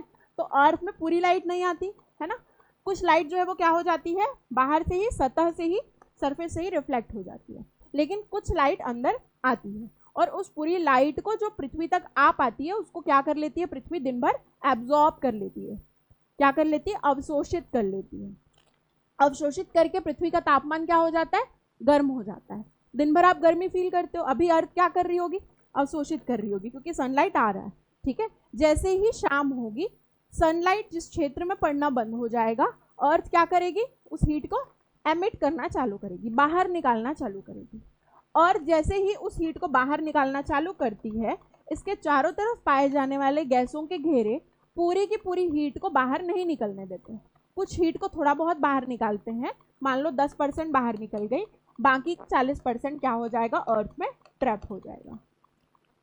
तो ये घटना हमको बिल्कुल उस कांच के घर जैसा दिखाई दे रहा है, जिसकी वजह से पृथ्वी के चारों ओर पाए जाने वाले इस प्रभाव को क्या नाम दिया जोसेफ फूरियर ने, ग्रीन हाउस इफेक्ट। ये अच्छा है ना, क्योंकि इसी की वजह से पृथ्वी में जीवन संभव है। आप सोचो ना, अगर वायुमंडल ही ना हो, वायुमंडलीय गैसें ही ना हो, और एटमॉस्फेयर में पाए जाने वाली गैसेस हो ही ना, मून के जैसे हमारा भी एटमॉस्फेयर ना हो, इमेजिन करो, तब क्या होगा। दिन के टाइम पे पूरा 100 यूनिट अर्थ में आएगा, अर्थ इतना गर्म हो जाएगा जिसमें हम सब भस्म हो जाएंगे, खत्म हो जाएंगे। और रात के टाइम पे ऐसा टेम्परेचर आएगा कि हम सब अकड़ के निपट जाएंगे, ठीक है। तो पृथ्वी में जीवन संभव हो पाता है किसकी वजह से, इसी एटमॉस्फेयर की वजह से। तो एटमॉस्फेयर क्या है आपके लिए, बहुत जरूरी है, इसी की वजह से हमारे अर्थ में लाइफ संभव है, ठीक है। लेकिन अब इसको हम एक प्रॉब्लम के रूप में क्यों पढ़ रहे हैं, इसको एक प्रॉब्लम के रूप में क्यों डिस्कस कर रहे हैं हम लोग। ये तो अच्छी चीज है ना, ग्रीन हाउस इफेक्ट तो अच्छा है। ग्रीन हाउस इफेक्ट अगर ना हो तो मून के जैसा हम अर्थ में भी नहीं रह पाएंगे, तो ये खतरनाक क्यों हो गई। इसे हम प्रॉब्लम के लिए क्यों पढ़ रहे हैं, प्रॉब्लम के रूप में क्यों पढ़ रहे हैं। क्या बोल रहे हो तुम लोग, खुद बोल रहे हो, खुद सुन रहे हो, मच्छर मक्खी जैसे।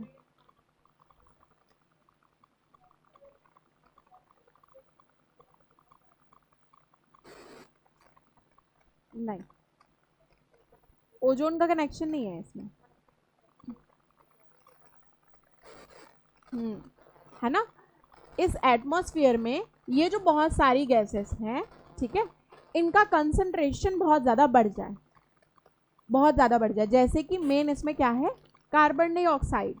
कार्बन डाइऑक्साइड बहुत ज़्यादा अमाउंट में अगर हो जाए, कहाँ पर, आपके एटमॉस्फेयर में। आप इतनी सारी गाड़ियाँ यूज़ कर रहे हो, कंटिन्यू आए होगे तो सब गाड़ी से आए होगे, सबकी गाड़ी से धुआं निकला होगा, गाड़ियों से निकलने वाले धुएं, रायपुर में दिन भर गाड़ियाँ चल रही है, इतनी बड़ी बड़ी फैक्ट्रीज हैं, फैक्ट्रीज से दिन भर धुएं निकल रहे हैं। उन धुओं में मेन कंपोनेंट क्या है, मेन सब्सटेंस क्या है, कार्बन डाइऑक्साइड, कार्बन मोनोऑक्साइड, ठीक है। तो इनसे निकलने वाले धुएं जा कहाँ रहे हैं, गायब तो नहीं हो जाते ऐसे अर्थ में कहीं पर, जाते कहाँ हैं वो, उड़कर जाते हैं आपके वायुमंडल में। और वायुमंडल में, एटमॉस्फेयर में कंसंट्रेशन बढ़ा देते हैं carbon dioxide and harmful gases का। और यही carbon dioxide and harmful gases की अगर सांद्रता बहुत ज़्यादा बढ़ जाए, एक नॉर्मल रेंज में हो तब तो ठीक है, ये हीट को ट्रैप करेंगे, अर्थ का टेम्परेचर मेंटेन करेंगे, पृथ्वी का तापमान संतुलित रूप से बनाए रखने में सहायता करेंगे। लेकिन अगर सांद्रता इनकी आवश्यकता से अधिक बढ़ जाए, कंसंट्रेशन बहुत ज़्यादा हाई हो जाए, उस कंडीशन में क्या होगा,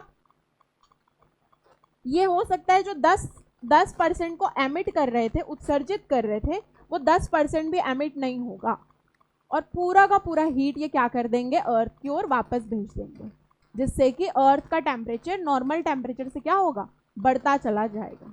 जो आज के टाइम पे आप जो स्थिति देख रहे हो, वो हीट क्या हो रही है, ट्रैप हो जा रही है, बाहर ही नहीं निकल पा रही है एटमॉस्फेयर से, पूरा का पूरा हीट क्या कर रहा है, अर्थ की तरफ ये गैसें वापस भेज दे रहे हैं, जिसकी वजह से नॉर्मल से ज़्यादा टेम्परेचर अर्थ का बढ़ रहा है। और यही कंडीशन आपकी क्या कहलाती है, ग्लोबल वार्मिंग, वैश्विक तापन। एक सामान्य तापमान से अधिक हो जाना पृथ्वी का तापमान, एक नॉर्मल रेंज टेम्परेचर से ज़्यादा टेम्परेचर इंक्रीज होना ही क्या कहलाता है, आपका ग्लोबल वार्मिंग की कंडीशन कहलाती है। और ये ग्लोबल वार्मिंग क्यों हो रहा है, ग्रीन हाउस इफेक्ट के कारण। ग्रीन हाउस इफेक्ट क्यों हो रहा है, हार्मफुल गैसेस का कंसंट्रेशन एटमॉस्फेयर में बढ़ने के कारण। ये आया समझ में, आया, नहीं आया, आ गया ना, आसान कॉन्सेप्ट है बहुत, ठीक है।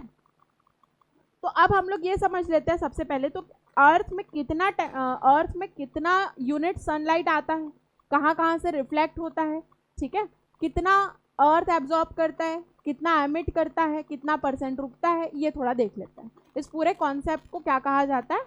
हीट बजट कहा जाता है।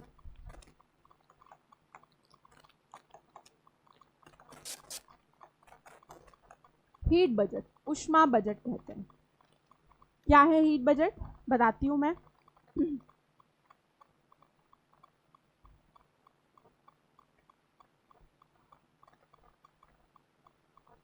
ये आपका मान लो अर्थ है,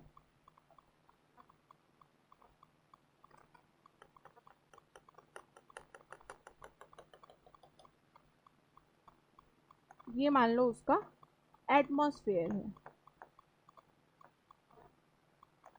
वायुमंडल है।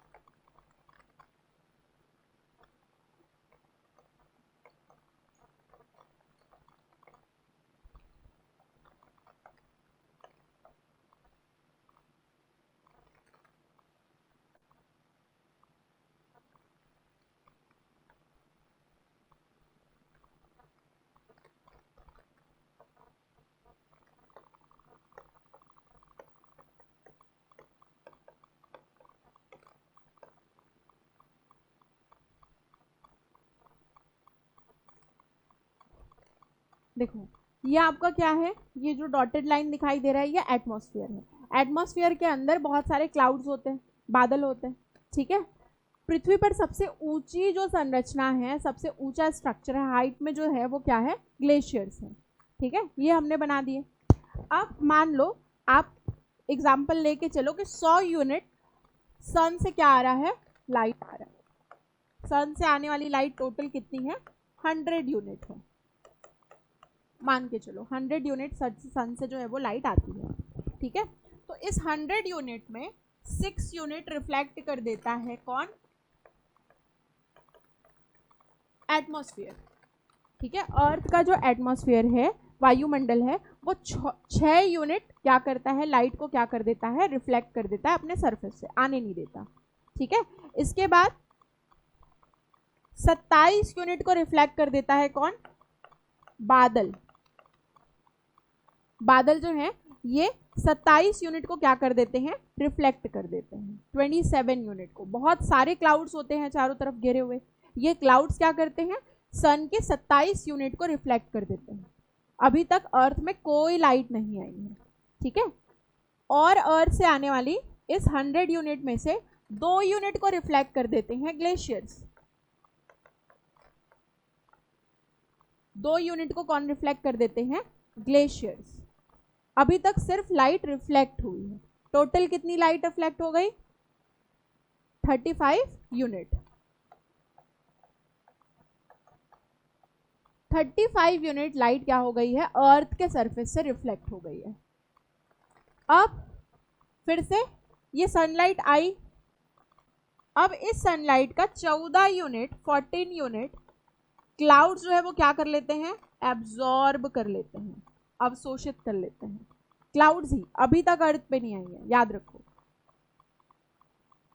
100 में से 6 यूनिट रिफ्लेक्ट किया किसने? एटमॉस्फेयर ने। 27 यूनिट को किसने रिफ्लेक्ट कर दिया? क्लाउड्स ने।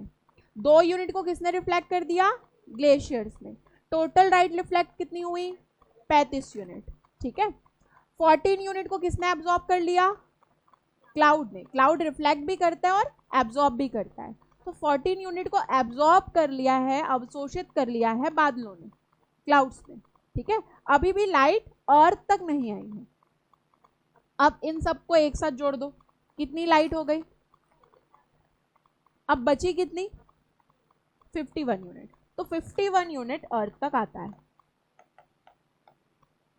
51 यूनिट लाइट जो है वो सन की पृथ्वी तक आती है, टोटल 100 में से, ठीक है। और इस 51 यूनिट को अर्थ क्या करता है? एब्जॉर्ब करता है, अवशोषित करता है दिन भर जब तक सनलाइट आती है, ठीक है। अब दिन भर सनलाइट आई, तब तक इसने क्या किया? एब्जॉर्ब किया इस 51 यूनिट को। अब सनलाइट आनी बंद हुई, शाम हुई, और 51 यूनिट को ये क्या करना चालू करेगा, धीरे धीरे एमिट करना चालू करेगा, उत्सर्जित करना चालू करेगा। तो उत्सर्जित कितना करता है ये? अब देखो गैसेस है, ये गैसेस क्या करेंगे, क्या पूरे 51 यूनिट को एमिट करना देंगे, उत्सर्जित होने देंगे क्या पूरे 51 यूनिट को? नहीं होने देंगे। तो ये क्या करते हैं, 34 यूनिट, 51 में से 34 यूनिट को क्या कर लेते हैं, ट्रैप कर लेते हैं, रोक लेते हैं और अर्थ में वापस भेज देते हैं। 34 यूनिट को 51 में से क्या करते हैं, ये रोक लेते हैं। अब कितना बचा 51 में 34 माइनस करोगे तो, हाँ, ये 17 यूनिट क्या होता है, रिफ्लेक्ट एमिट हो जाता है अर्थ के एटमॉस्फेयर से बाहर। सिर्फ 17 यूनिट। 34 यूनिट जो हीट है या लाइट है वो क्या हो जाती है, अर्थ को वापस चली जाती है। और इसी को हम क्या कहते हैं, हीट बजट कहते हैं, ऊष्मा बजट कहते हैं। इसमें से जो रिफ्लेक्ट हो रही है लाइट, 100 यूनिट आई, 6 यूनिट कहाँ से रिफ्लेक्ट हुई, एटमॉस्फेयर से। बादलों ने रिफ्लेक्ट किया 27 यूनिट, 2 यूनिट ग्लेशियर्स ने रिफ्लेक्ट किया। इस रिफ्लेक्ट होने वाले इफेक्ट को कहते हैं एल्बिडो इफेक्ट।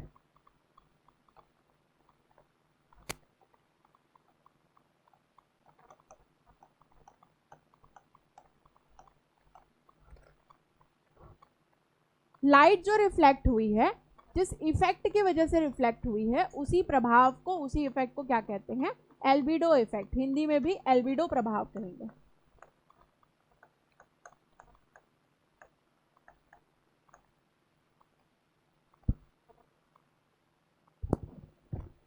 दो नंबर में ये सवाल पूछा जा सकता है, एल्बिडो इफेक्ट क्या है। तो क्या है एल्बिडो इफेक्ट? सनलाइट अर्थ के सरफेस पर आती है, अर्थ पर आने से पहले ही वायुमंडल या एटमॉस्फेयर 6 यूनिट को क्या कर देती है, रिफ्लेक्ट कर देती है। उसके बाद फिर बादलों तक पहुंचती है। बादल कितने यूनिट रिफ्लेक्ट कर देते हैं, 27। ग्लेशियर जो कि अर्थ पर सबसे हाइट में पाए जाने वाले स्ट्रक्चर है, सबसे ऊंची संरचना है, जो कि 2 यूनिट को रिफ्लेक्ट कर देते हैं।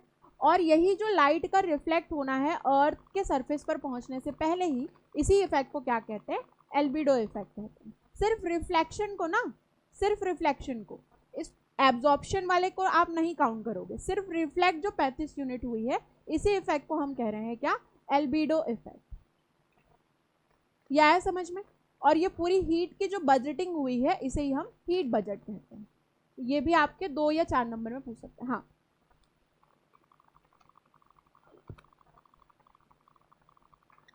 हाँ देखो, ओजोन लेयर का ग्लोबल वार्मिंग में कोई बहुत बड़ा रोल नहीं है।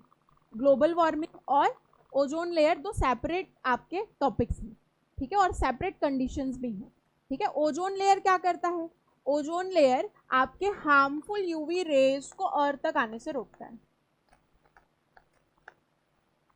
तो ऐसा नहीं कि हार्मफुल यूवी रेज तो पूरे ही तो यूवी रेज है, सन से आने वाली पूरी लाइट यूवी लाइट है, तो पूरी लाइट क्या रोक देता है क्या, ओजोन? नहीं। यूवी में भी कैटेगरी बताऊंगी मैं आप लोगों को, ए बी सी, 3 कैटेगरी। तो इसमें से सी कैटेगरी को रोकता है और बी कैटेगरी को सी तो आता ही नहीं है, बी वाली कैटेगरी को रोकता है। ए वाली कैटेगरी की यूवी लाइट जो है वो अर्थ तक प्रॉपर आती है और इतनी हार्मफुल वो नहीं होती। ये मैं ओजोन वाले में पढ़ाऊंगी, ये अपना अलग कॉन्सेप्ट है। इसका हीट बजट से या आपके ग्लोबल वार्मिंग से कोई खासा कनेक्शन नहीं है, ठीक है। ओजोन वाला अपना अलग कॉन्सेप्ट है, हम लोग दोनों को रिलेट कर देते हैं। ओजोन लेयर ही यूवी लाइट को प्रोटेक्ट कर रही, तो ग्लोबल वार्मिंग का भी उससे रिलेशन है? नहीं, ग्लोबल वार्मिंग एक अलग टॉपिक है, ओजोन डिप्लीशन अलग टॉपिक है, ठीक है। यह है समझ में? आ गया? सो रहे हो तुम लोग? कैसे आ रहा है ना समझ में? क्या क्या हुआ, क्या क्या पढ़ा अभी तक हमने? चलो रिवीजन करते हैं एक बार। हाँ, सिलेबस नहीं रिवीजन करना है, वो तो तुम लोग को मैंने बताया, ठीक है। द माउंटेन किताब, द माउंटेन्स ऑफ कैलिफोर्निया किताब किसने लिखी और कब लिखी? कॉपी नहीं देखना है। जॉन मुइर ने कब लिखी?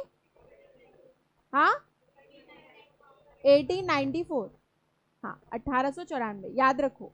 सब लोग बोला करो ना, याद हो जाएगा, क्लास में याद हो जाएगा, बोलने से याद होता है ना। कब लिखी गई?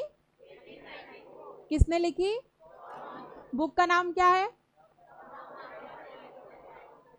The mountain of California. ठीक है, इसके बाद बुक कौन सी है आपकी? और नेशनल पार्क। कब लिखी गई? 1901 में। किसने लिखी? जॉन बोयल ने। इसके बाद कौन राइटर आई है? Rachel Carson. रचेल कार्सन जो है, इन्होंने कौन सी बुक लिखी? The silent spring. कब लिखी गई? 1921 में। ठीक है, इसके बाद स्टॉकहोम कन्वेंशन कब हुआ? कब हुआ? 1972। लाउड बोला करो ना, सही बोल रहे हो तो डरते क्यों हो? मच्छर मक्खी जैसे बुनबुना देते हो।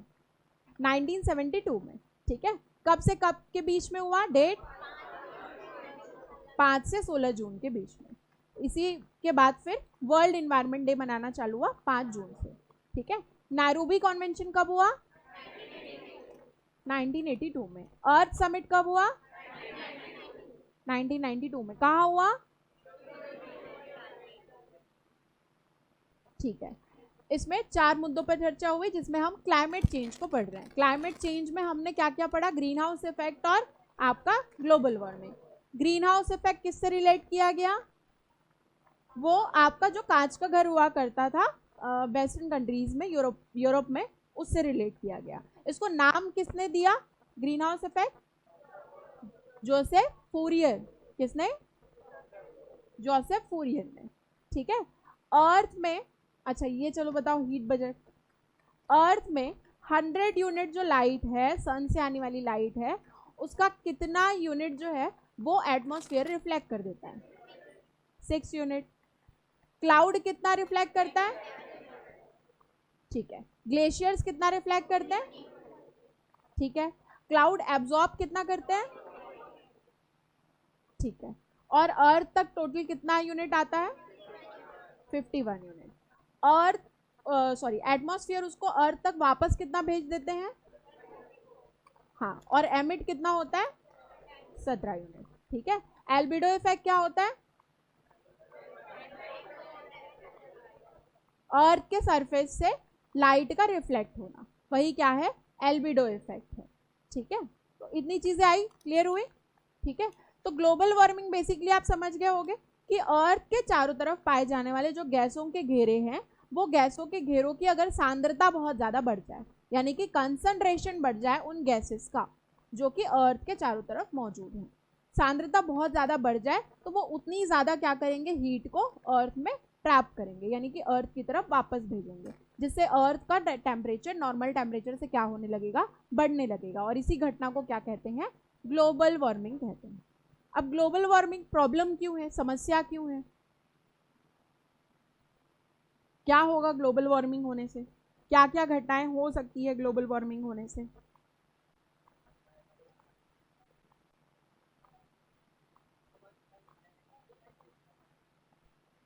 ठीक है, समझते क्या क्या इसके इफेक्ट हो सकते हैं ग्रीन हाउस आपके। अच्छा, कारण क्या क्या है पहले ये समझ लेते हैं। ग्लोबल वार्मिंग के रीजंस क्या क्या हैं?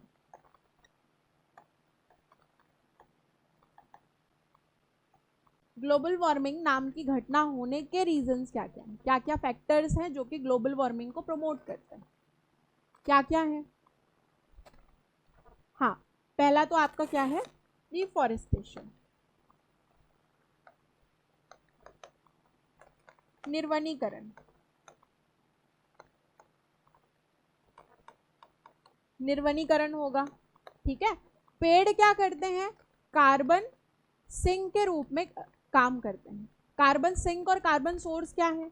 2 शब्द आता है, एक है आपका carbon source and carbon sink. 2 शब्द आता है, carbon source and carbon sink. Carbon source हम किसको कहते हैं? जैसे कि अर्थ के नीचे आप क्या कर रहे हो? माइनिंग कर रहे हो, ड्रिलिंग कर रहे हो, माइनिंग कर रहे हो, और उससे क्या निकाल रहे हो? कोयला निकाल रहे हो। तो कोयला क्या है? कार्बन सोर्स है।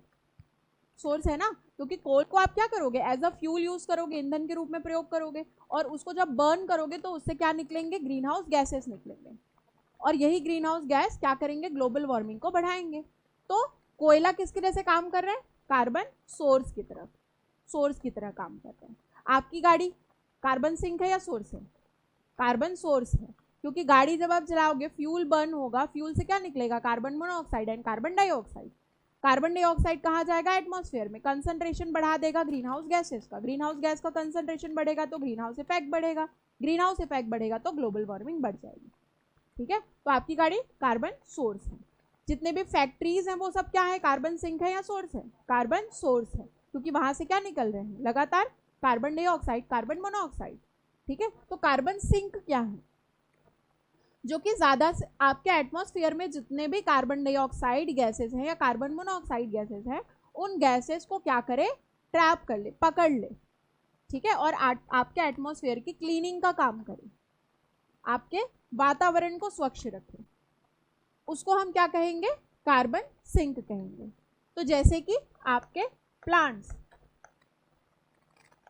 प्लांट्स क्या है, कार्बन सिंक है, क्योंकि प्लांट्स क्या करते हैं, फोटोसिंथेसिस प्रोसेस करने के लिए, प्रकाश संश्लेषण की प्रक्रिया करने के लिए आपके आसपास में, आपके एनवायरनमेंट में जितना भी कार्बन डाइऑक्साइड है उसको क्या करते हैं, एब्जॉर्ब करते हैं, और फोटोसिंथेसिस में कार्बन डाइऑक्साइड का प्रयोग करते हैं।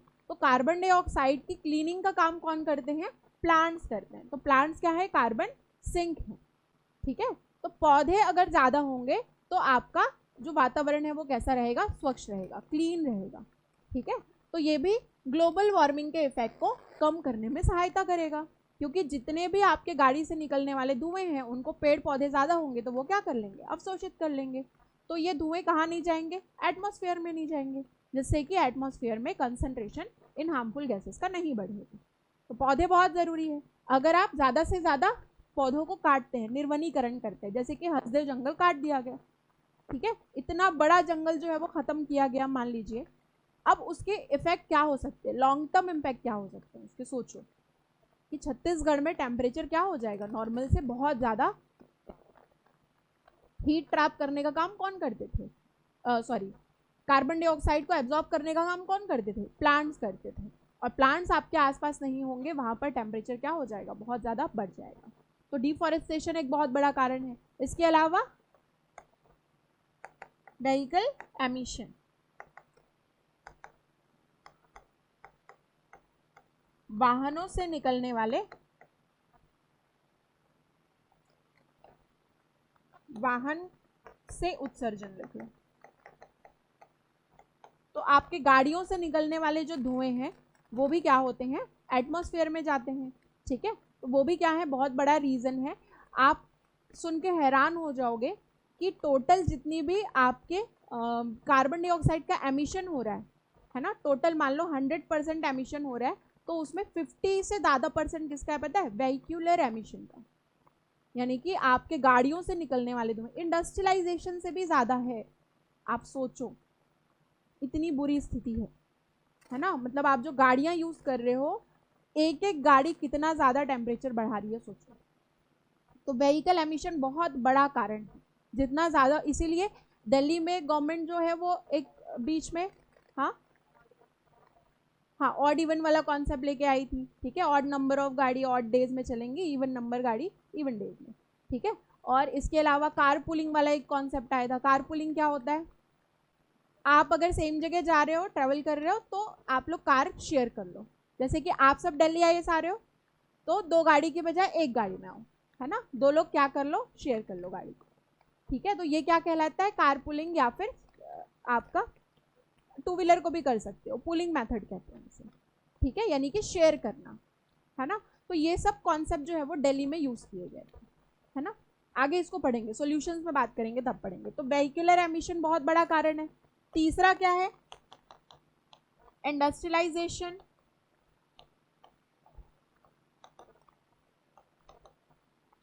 औद्योगिकरण, ये बहुत बड़ा कारण है। उद्योगों से निकलने वाले जो हार्मफुल धुएं हैं, ठीक है, वो कहाँ जा रहे हैं, आपके एटमॉस्फेयर में जा रहे हैं और टेम्परेचर बढ़ा रहे हैं। इसके अलावा और क्या रीजन हो सकता है,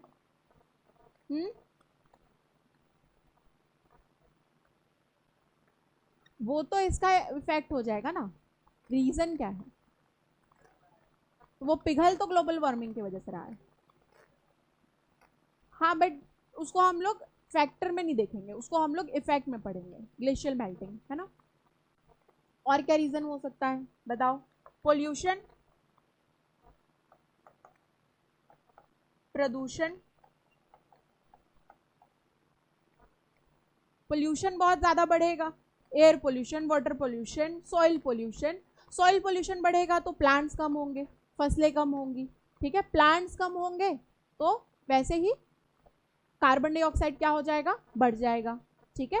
सॉइल पोल्यूशन का इम्पैक्ट हो गया, ठीक है। इसके अलावा आपका एयर पोल्यूशन हो गया तो एयर में हार्मफुल गैसेस की मात्रा बहुत ज़्यादा बढ़ जाएगी, ठीक है, जिसकी वजह से क्या हो सकता है? आपका ग्लोबल वार्मिंग की घटना हो सकती है। और कौन सा है? हाँ, वेस्ट डिस्पोजल, ठीक है, वेस्ट मैनेजमेंट बोल सकते हैं।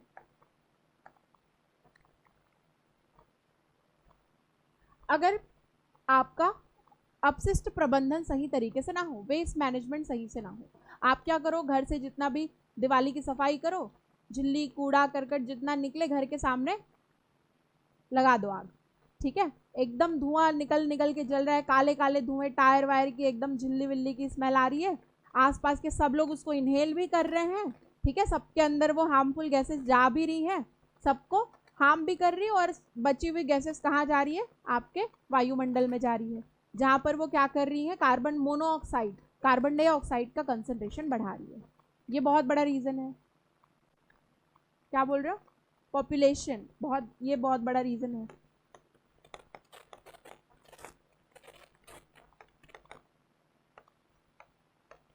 जनसंख्या, पॉपुलेशन अगर क्या हो जाए, बहुत ज़्यादा बढ़ जाए, ठीक है, तब लोगों की ज़रूरतें बढ़ जाएंगी, ठीक है। अब इतनी ज़्यादा पॉपुलेशन है तो उनकी नीड्स बहुत ज़्यादा है, नीड्स ज़्यादा बढ़ेंगी तो फिर ज़्यादा से ज़्यादा वो क्या करेंगे? जितने भी नेचुरल रिसोर्सेस हैं, प्राकृतिक संसाधन है, उसका ज़्यादा से ज़्यादा उपयोग करेंगे, दोहन करेंगे उसका बहुत ज़्यादा, ठीक है। और इतना ज़्यादा नेचुरल रिसोर्सेस को अगर वो यूज़ करेंगे तो उससे क्या होगा? मान लो प्लांट जो है उसकी कटाई करेंगे, क्योंकि उनको एग्रीकल्चरल क्या चाहिए? उनको एक बहुत बड़ी ज़मीन चाहिए फॉर एग्रीकल्चर, ठीक है। एग्रीकल्चरल प्रोडक्शन बढ़ाने के लिए उनको एक बड़ी ज़मीन चाहिए होगी, वो लोग क्या कर देंगे? पूरा का पूरा सफाया कर देंगे ज़मीन का। इसके अलावा उनको इंडस्ट्रीज़ वगैरह लगानी होगी, क्योंकि उनको ग्रोथ करना है, डेवलप नेशन बनना है, जैसे कि हमको बनना है, और इसीलिए हम लोग क्या करते जा रहे हैं? सफाया करते जा रहे हैं, बड़ी बड़ी इंडस्ट्रीज़ लग रही हैं, ठीक है। भारत में यही चल रहा है अभी अभी के टाइम पे। भाई वेस्टर्न कंट्रीज, वेस्ट ने तो क्या कर लिया? इंडस्ट्रियल रिवोल्यूशन वो लेके आ गए, उन्होंने क्या कर लिया? ग्रोथ कर लिया, वो लोग क्या बन चुके हैं? डेवलप नेशन बन चुके हैं, विकसित देश बन चुके हैं। लेकिन भारत अभी विकसित देश बनने की राह में है। और आज जो हम इम्पैक्ट देख रहे हैं वो हमारी वजह से नहीं है, वो किसकी वजह से है? वेस्ट की वजह से। वेस्ट ने जो इंडस्ट्रियल रिवोल्यूशन उस टाइम पे किया था, उसका इम्पैक्ट हमको आज देखने को मिल रहा है। तो सोचो कि आज जो हम कर रहे हैं उसका इम्पैक्ट आने वाली जनरेशन जो है वो देखेगी। तो सोचो हम आने वाली जनरेशन के लिए क्या छोड़ के जा रहे हैं, क्या स्थिति होने वाली है उनकी। आज के टाइम पे आप सोचो कि आपको ऐसा नहीं लगता कि एसी जो है वो नीड बन गई है? शौक से कोई या फिर लोगों को दिखाने के लिए एसी नहीं लगवा रहा है, एसी आज के टाइम पे जरूरत बन गई। इतनी गर्मी होती कि नहीं होती है? फील करते हो सबके सब। तो सोचो आज के टाइम पे ये स्थिति है, आज से 20 साल या 50 साल बाद क्या होगा? आपके बाद वाली जनरेशन को आप क्या गिफ्ट देने वाले हो? कितनी भयानक स्थिति होने वाली है, वो कैसे सरवाइव करेंगे? कुछ कुछ ऐसी मूवीज वगैरह बनती है ना जिसमें लोग ऐसे ऑक्सीजन सिलेंडर लेके घूम रहे होते हैं, कुछ वैसी ही स्थिति होने वाली है भविष्य में, समझो। अब ये एसी वगैरह इतना यूज कर रहे हैं तो ये भी क्या कर रहा है? ओजोन डिप्लेशन, अभी वो भी पढ़ेंगे, इसके भी हार्मफुल इफेक्ट है ना। इतने सारे एसी जैसे यहाँ चल रहे हैं, तो यहाँ से क्या निकलेगा? HFC, CFC, है ना, जो कि क्या कर रहा है? ओजोन डिप्लेशन, ठीक है। पॉपुलेशन हो गया, और हाँ क्या बोल रहे हो? वॉर, ठीक है, इनडायरेक्टली ये भी अफेक्ट करता है। वॉर में आप क्या करते हो? बहुत ज़्यादा किसका यूज़ किया जाता है? Nuclear weapon and harmful weapons का, जो कि क्या करते हैं? कहीं ना कहीं आपके एटमॉस्फेयर को हार्म करते हैं, उससे निकलने वाले धुएं, ठीक है, इनडायरेक्ट इफेक्ट में ये लिख सकते हैं हम लोग। ठीक है, और क्या है? इसमें आप लोग सीधा लिखो तो लिखना स्टबल बर्निंग, हिंदी में इसे कहते हैं पराली जलाना।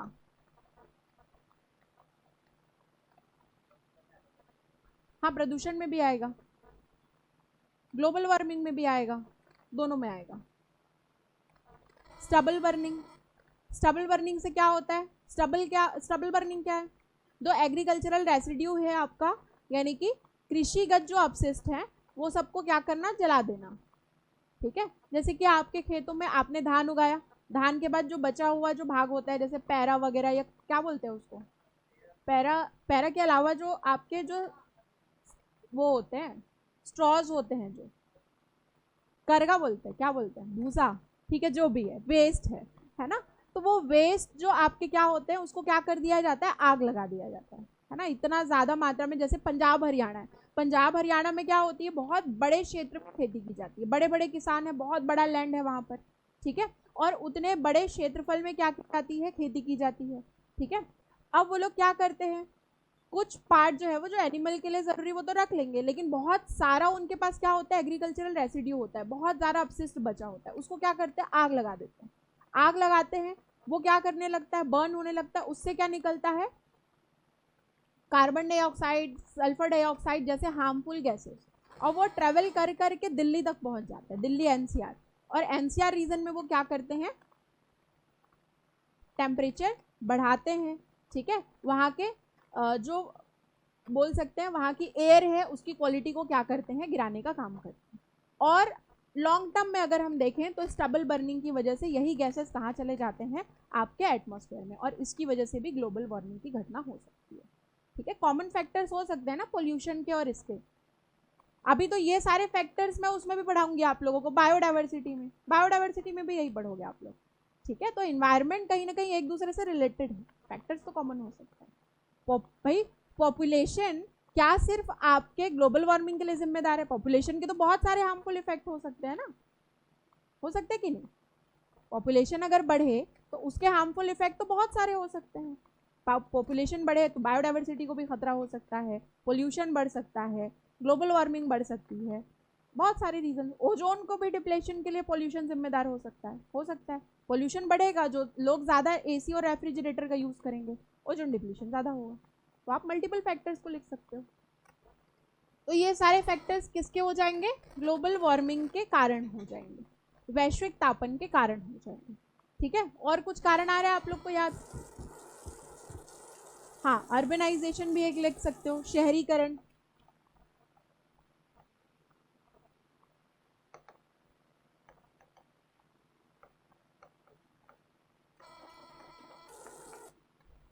अब शहरीकरण हो रहा है तो इंडस्ट्रीज लग रहे हैं, ठीक है, बड़े बड़े व्हीकल्स का यूज़ किया जा रहा है, तो अर्बनाइजेशन भी बहुत बड़ा कारण है। बिजली के लिए हम क्या कर रहे हैं? ज़्यादा से ज़्यादा कोल बर्निंग कर रहे हैं, 24 आवर हमको इलेक्ट्रिसिटी सप्लाई चाहिए, तो इलेक्ट्रिसिटी सप्लाई चाहिए तो हम ज़्यादा क्या करेंगे? फ्यूल के रूप में कोयले का यूज़ करेंगे।